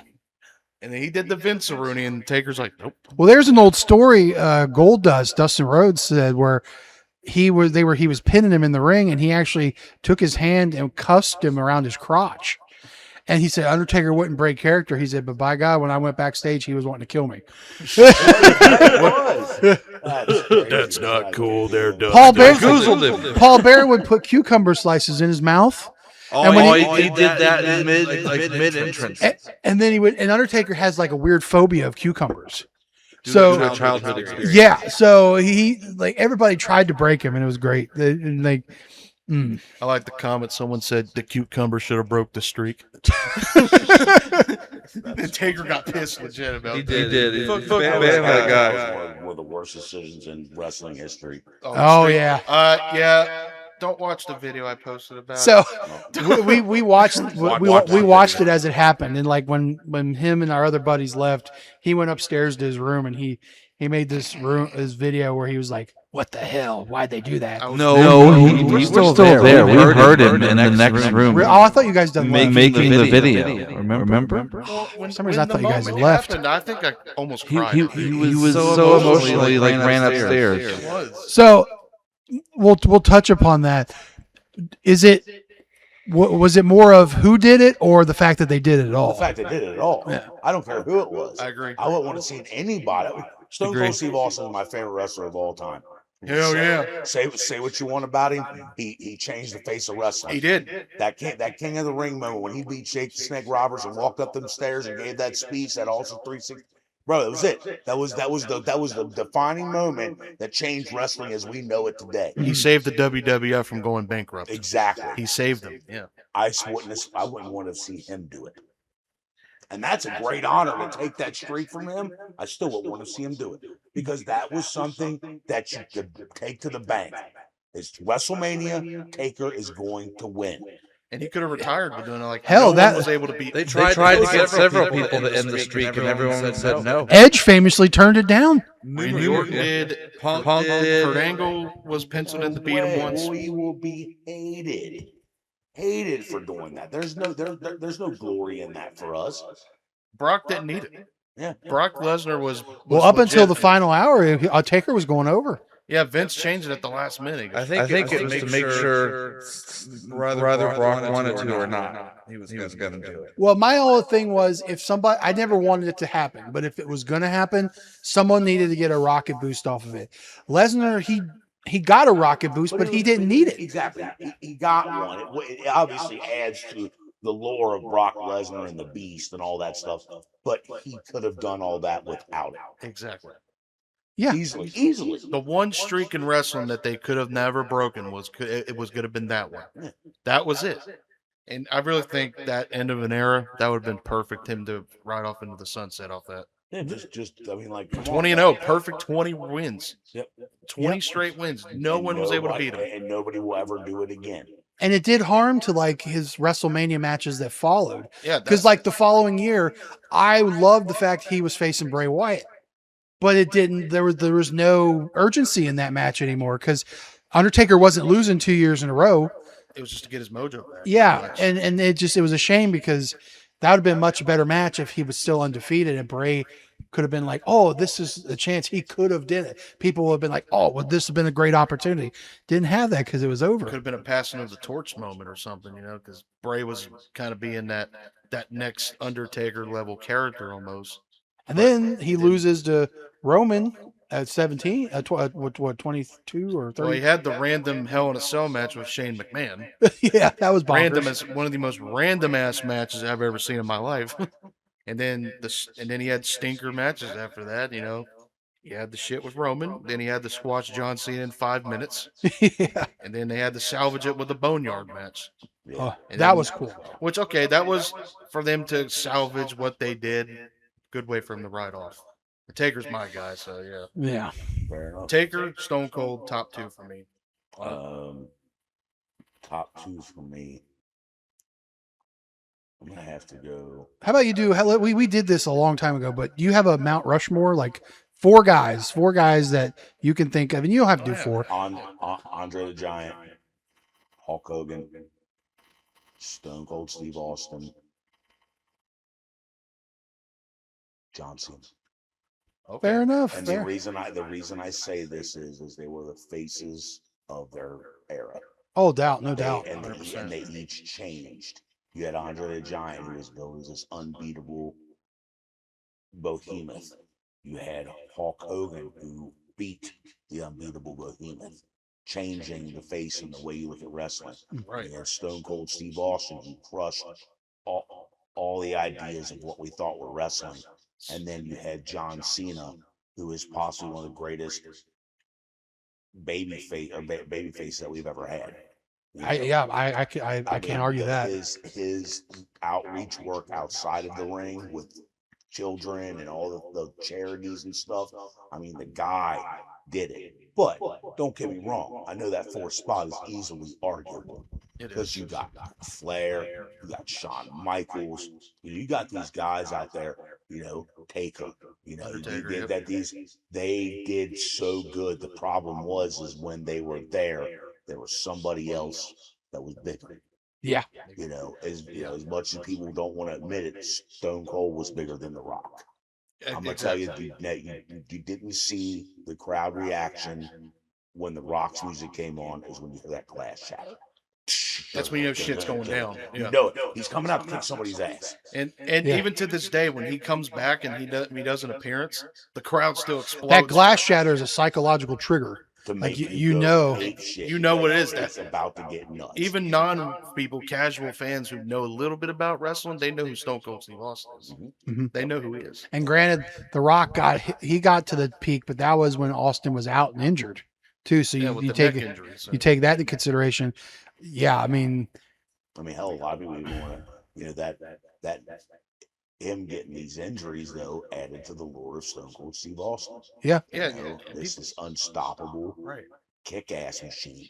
This guy's coming. Like you said, that glass shatters. You that psychological kick. Someone's getting a stunner. Somebody's getting stunned. Even the stunner got the crowd pop. When he hit that stunner, the crowd just exploded. And he was kind of like Hogan, where he didn't have to do a whole lot. Granted, Austin was a great wrestler, but when he got that neck injury from Owen, he had to change, so he became a brawler. But that's what people wanted to see. Was a guy out there throwing fists, stomping mud holes in people's asses. And, oh hell yeah! Who was it that they wanted to put over on him? He said, was that where he walked out? No. It was. I can't remember who it was. I was trying to remember the wrestler, but the story is that he's like, so and so was going to go over on him, And he said, no, didn't nobody come down here to see that, Vince? We're going to see me drink some beers and give me some stunners. That's what people coming to pay Was to that see. Jeff? Was that Jeff Jarrett? That might have been Jeff Jarrett. And then he said they got there that night, and he hit him with the stunner, and he kicked out. He laid on top of him. He goes, kick out, God damn it! And he said at that point nobody kicked out of the Stone Cold Stunner, and he kicked out like 4 of them. But every time he kicked out, the crowd got louder and louder. Who was that? Who was that guy? Yeah. I'm trying to remember Rain who Man. wrestled, but I know he was up and coming. And it was it's Big Show. Big Show. It was the Big Show. He goes, that's right. Did nobody come down and see the Big Show? Okay, I think I've heard the story. Yeah, they come to see Stone Cold drink some beers, kick some ass, or something like that. And at the and Stone Cold was supposed to go over. And when he hit him with that stunner, obviously up until that point, that would have been the end game. Did nobody kick out of the stunner? Yeah, 'cause you were he out. leads over and goes, kick out, God damn it. Kick out, damn it. Kick out, God damn He's it. like, yeah, kick out, damn it. He's like, you're thinking like, holy shit. You kick out and you hear the crowd just go ape shit. Yeah. And that's what you go. You go for that pop. And then he said the second time he kicked out was even louder than the first time. Yeah. And then you think about that, like, because that was back in the day when your finisher was your finisher. Exactly. You hit him with the setup move, and you get him the finisher. It's all about reading the crowd, too. And him and Hogan were the two best of reading that crowd of what they wanted.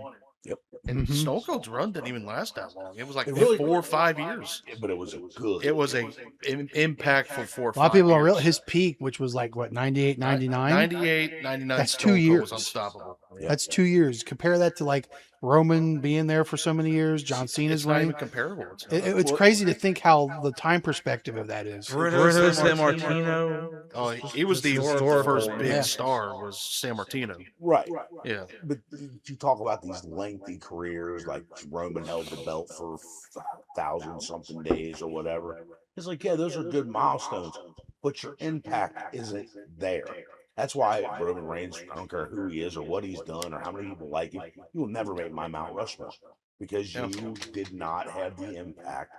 You just didn't. I remember the Shield. Shut up. Yeah. Did he set merchandise records like Stone Cold did?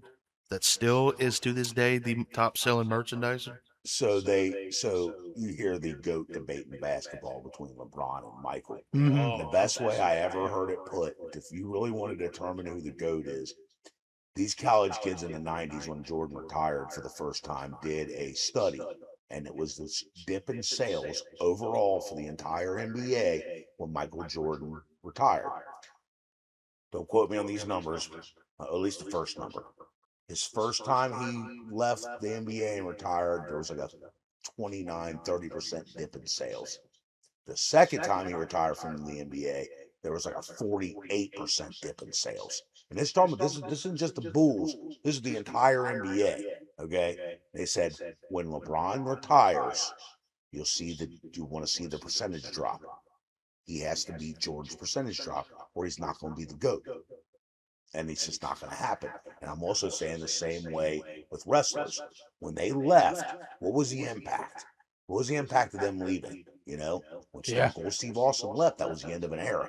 That was the end. That was the end of the guy who changed the face of wrestling. Oh, absolutely. And now you have Roman Reigns, who unfortunately came in during that, him going, Stone Cold leaving and him coming in.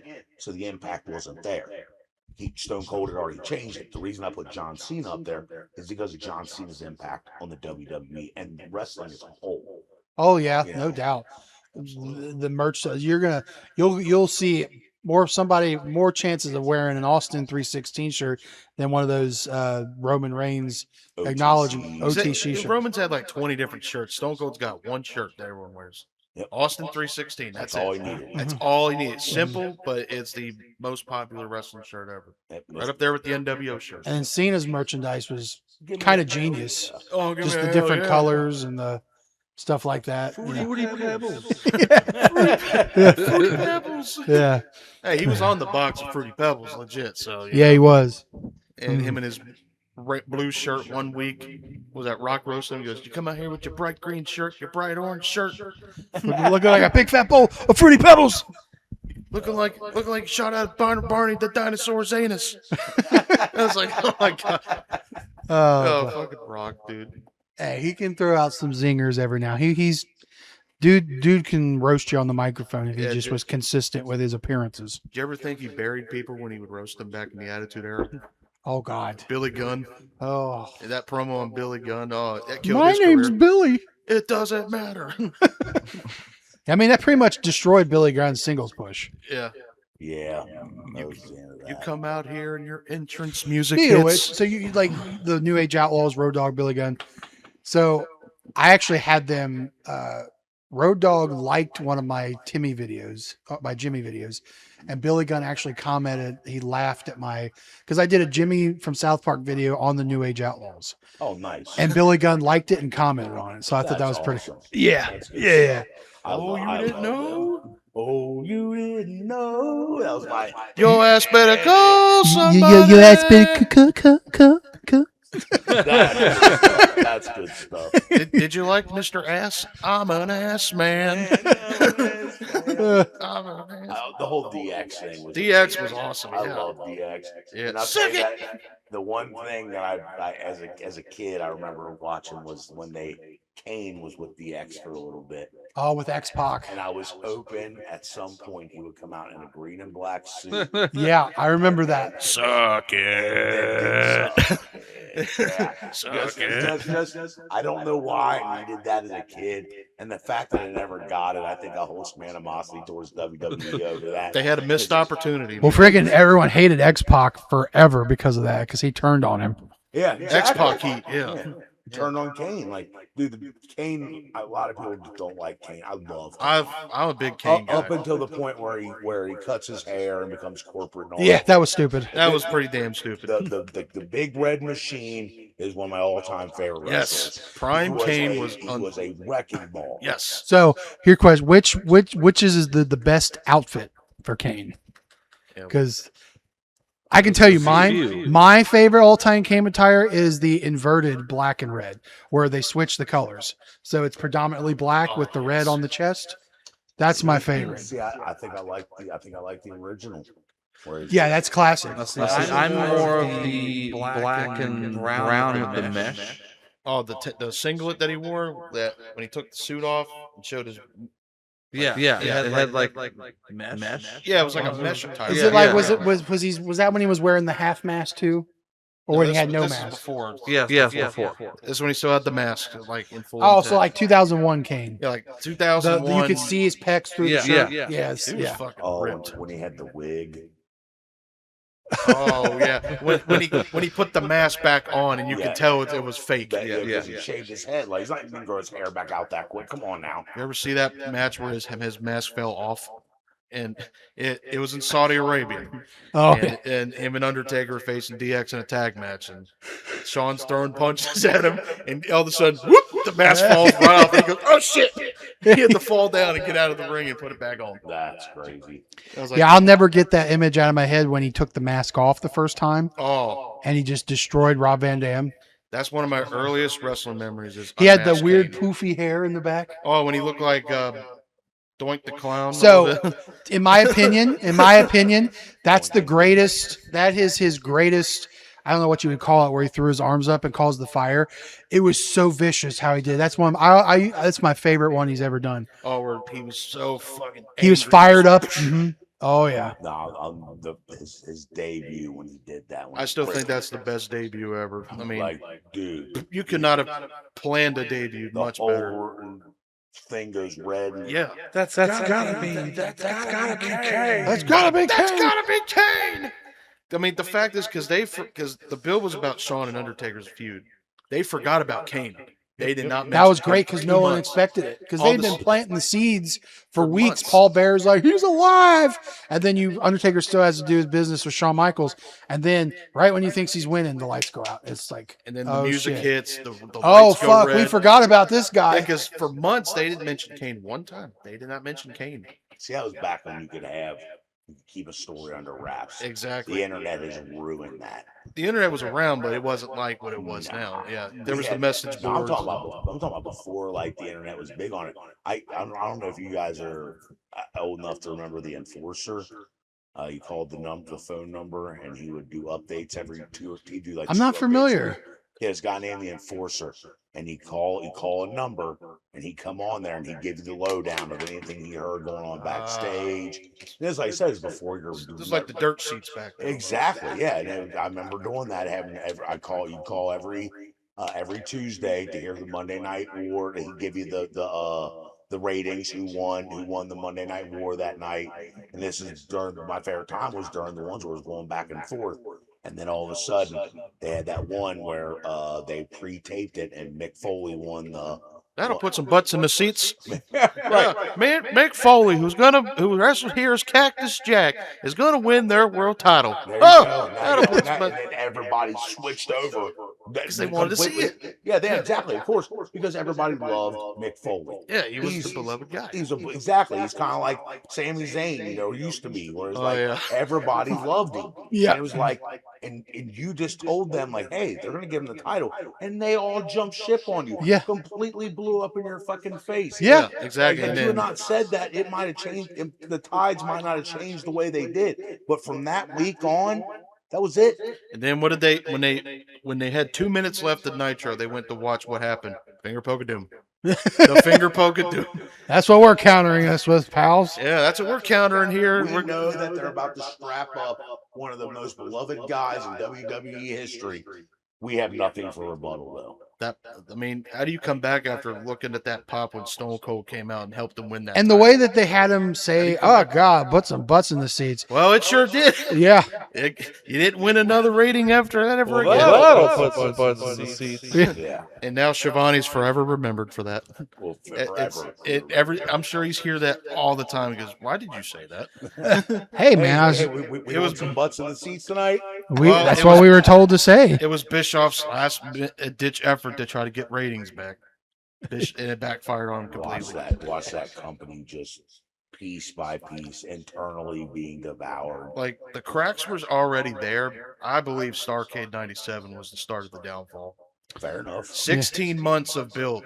Sting and Hogan going at it. Sting's gonna come beat the NWO and gonna whip their ass. Not tonight, brother. Yeah. We're gonna do a screwy finish. Sting's gonna get his ass beat for 10 minutes, and then Brett's like, "No one's getting screwed up my time." No. The fast count, the slowest fast count I've ever seen in my life. Nick Patrick fucked up. And that's when I was like, "Uh-oh, WCW's kind of slipping now."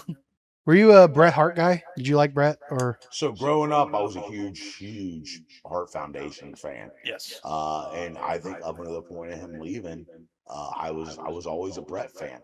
Problem is his feud with my favorite wrestler was one of the most epic things that ever happened in wrestling. So I had to leave the Bret Hart side and go with Stone Cold because that was my guy. And I'm sorry, as much as I love Bret Hart, Stone Cold was better. I think he had a bigger impact on. I think the Hart Foundation and family as a whole had a bigger impact than Stone Cold, but I think Stone Cold had a bigger impact than Bret Hart. That's a fair statement. Do you think Bret was overrated? I think his brother was better. So you think Owen was better? Okay. See, I've always kind of said that too. Owen was awesome. creme de la creme when it came to wrestling. You want to talk about a guy that could make anybody look good? If you sucked at your job, Owen Hart would make you look like a superstar. Owen was a natural, dude. He was a natural. Plus, Owen was a better talker too. He was. And he was better for the give and take where Bret was me. Owen's like, look, man, I just want us all to look good. Yeah, Owen was the more like, hey, I'm just here to do the work, man. I'm here to just put on matches. But if you ask Bret, he'll just bitch about Goldberg. No. No. Oh, yeah. Fuck Bill Goldberg, Well, Bill Goldberg, I'd send him a Christmas card. Did you see that picture from holding up a beer when he was drinking? He goes, I'm drinking this in spite of that fucking dickhead Goldberg or something. He's like day drinking 11 o'clock. He's in the yacht. I was like, fucking Goldberg. That's his life mission now, is to shit on Goldberg now. There's the other big one that people would pay money to see, like a live debate between those two. Brett, I'm sorry. No, you're not. And a part of me, Bitter Brett. it's hard to pick a side really on that one because so Bill Goldberg's a really awesome dude outside the ring, great with animals, great with kids, really good human being outside the business. I like Brett, but Brett happens to be, he can be very bitter. We used to joke, we call him Brett the bitter man Hart. 4 out of 10. But here's the thing, Bill doesn't do himself any favors either when he goes, hey, if I wanted to end that guy's career, I could have. Yeah. It's like, get over yourself, dude. Seriously, it's one of those deals where it's You're like one of the worst wrestlers in history. You want to talk about overrated wrestlers? Bill Goldberg is the biggest. Oh my God, Amen. dude, that guy hurt so many people. He couldn't wrestle either. No, he hurt a Samoan. Nothing. The guy couldn't carry him. That's why all his matches were the way. That's why he went devastated because that's all he was. He It was was just 2-minute matches. What it was. He looked the part, and everybody loved him. Not to mention, it was over. We got a guy who's bald wearing black boots and black trunks. I wonder who else we got on the other channel that looks just like that With the Stone Cold. with a goatee. Yeah. Oh, Stone Cold. Well, Oh, guess what? Ours is a little more beefed up. Yeah, but he's not what the WWF has. I mean, they made him look good. It made him well, look like a star. one of my favorite wrestlers was William Regal, and they had a match on Nitro one night, and Regal exposed him hardcore. Oh yeah. They told me to give him 6 minutes. You're getting 6 minutes. Yeah, Goldberg looked lost. He looked lost in that match. Greenberg. anything over 100 seconds, and Bill Goldberg looked lost. That's why when he came back and wrestled Brock the second time, that was great because it was what, 20 It seconds, was a 30 minute seconds, and 20 seconds, and then the short burst, boom.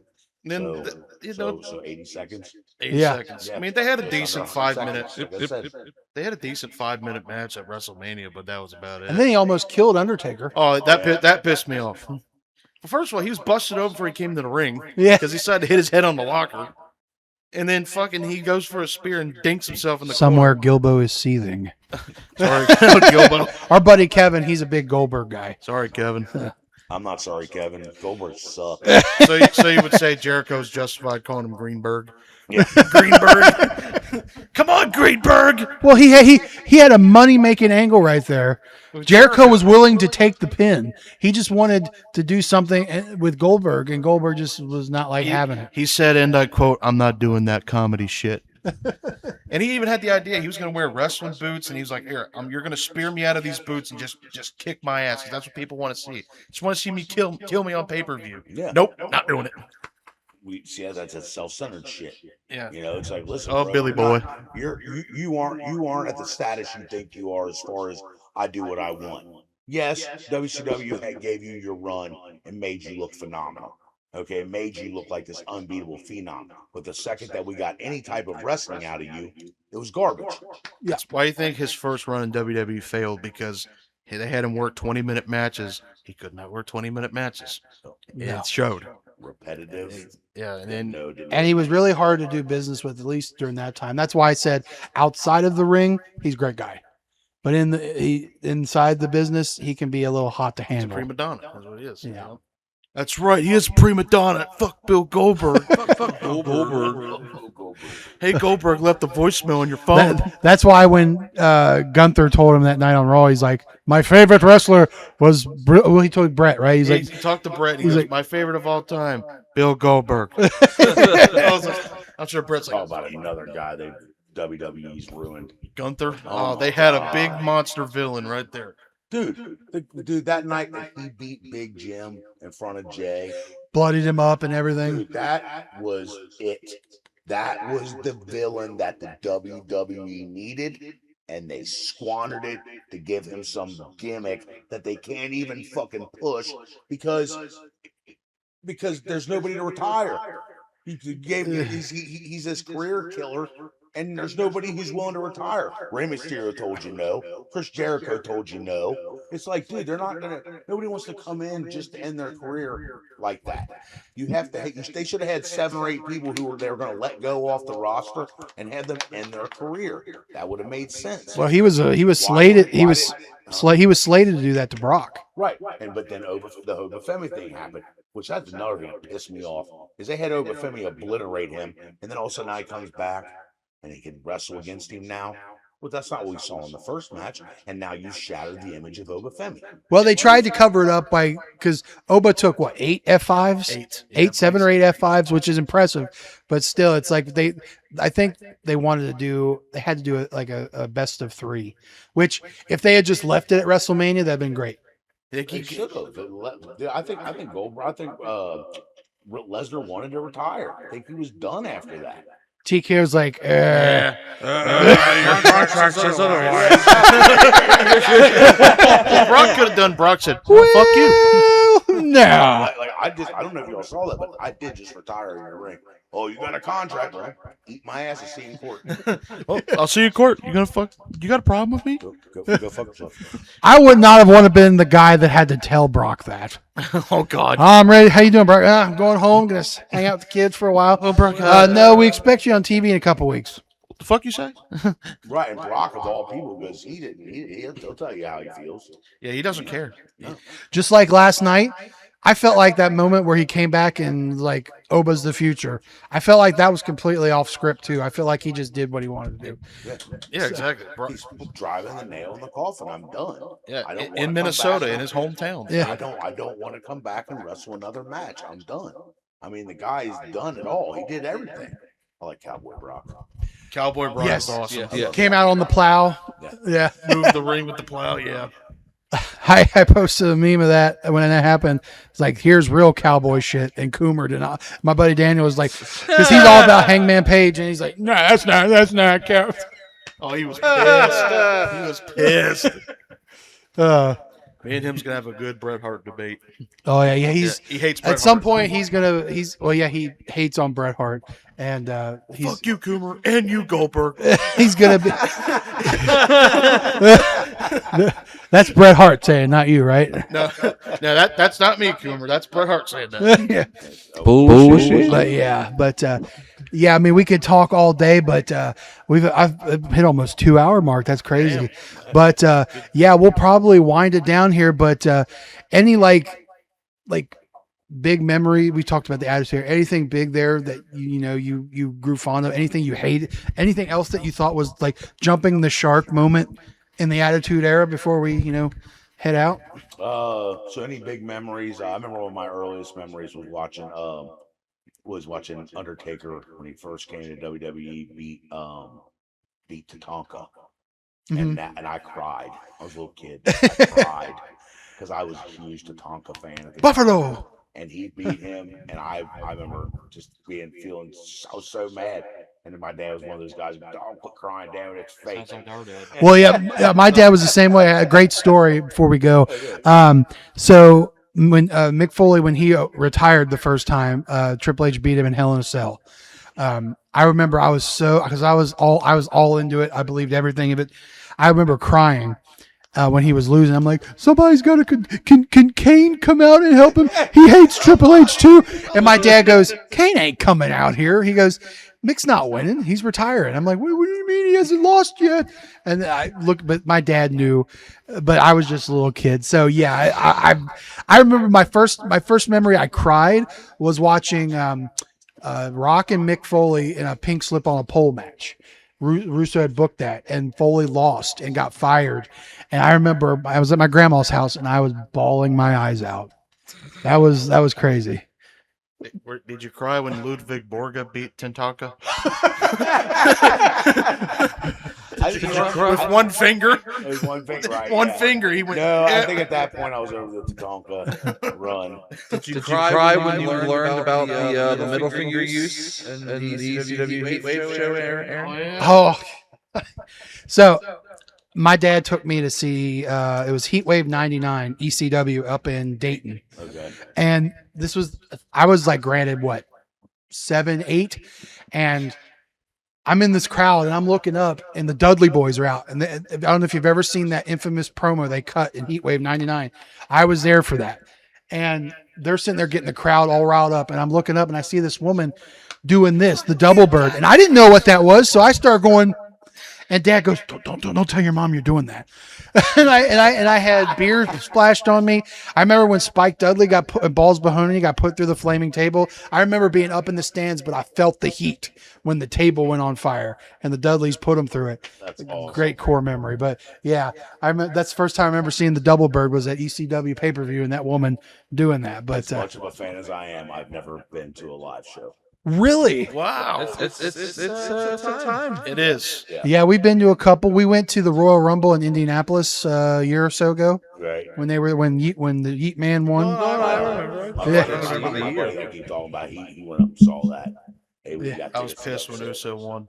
I was pissed. Yes. I was fucking mad. Why? Why do you keep letting this guy win? Well, Punk was supposed to win that match, but then somebody, Michael Hayes. I'm Freebird Michael Hayes here. I think Jey Uso needs to win this match. It don't make sense. It makes sense. Triple H, it makes sense. I'm Doc Hendricks. Whoa, Doc Hendricks. Whoa, Doc Hendricks. I will say, when you do go to a live event, God forbid, don't get the gift of the ass. Oh my God. Yeah, don't get that. All right, another little quick story here, but he brought up. We went to see Raw in 2016, Cincinnati. There was a guy sitting in front of us. He got the most of this, but there was a guy who every time he got up or shifted, just a terrible wind came up and hit our noses. And this was around the time Jericho was doing the gift of Jericho, drink it in. So we dubbed it the gift of ass. Smell it in, man. Just Breathe it in. It's so funny you say that. My ex got me Comic-Con tickets, or was Expo? Was it in Lexington? No, it was here in Cincinnati. Oh yeah. Was that the Cincinnati Comic Expo? Comic Expo. Yeah. I got to meet. I met Peter Mayhew 2 weeks before he died. Oh, Chewbacca. rest in peace. Yes, rest in peace. R.I.P. But anyways, we walk in, and my ex goes, "What is that smell?" I said, "Oh, nerd." I said, "That's super nerd." Yeah. She goes, "What?" I said, "This is the first time these guys have been out of their house. Yep. Probably since last year." I was like, and she goes, "Oh my God." I was like, "Just wait till we get in and it gets opened up. It'll be all right." You But don't be. What's that smell? That's super nerd. Yeah. What's that smell? So She knows I'm a nerd. She goes, "You don't smell like that." I said, "Because I bathe. Some of these guys, they don't bathe. they don't know what deodorant is. They Warcraft will be there when you get out of the shower. right. They don't worry about it. No, they can't. They can't leave that chair. Oh my God. They can't. They really can't. My South Park had the best. Oh, that's the best interpretation. Bathroom. I can't give me a guitar. I need Ben Gay. Bring me. I love the very end. They do all that work and they kill him. The guy goes, What do we do now? "Respawn." All right, good. We did it. All right, guys, sit your hotkeys to the fourth bar. Hot pocket. He needs Ben Gay. Yeah. Oh my God. Oh my About God. half those people that go there.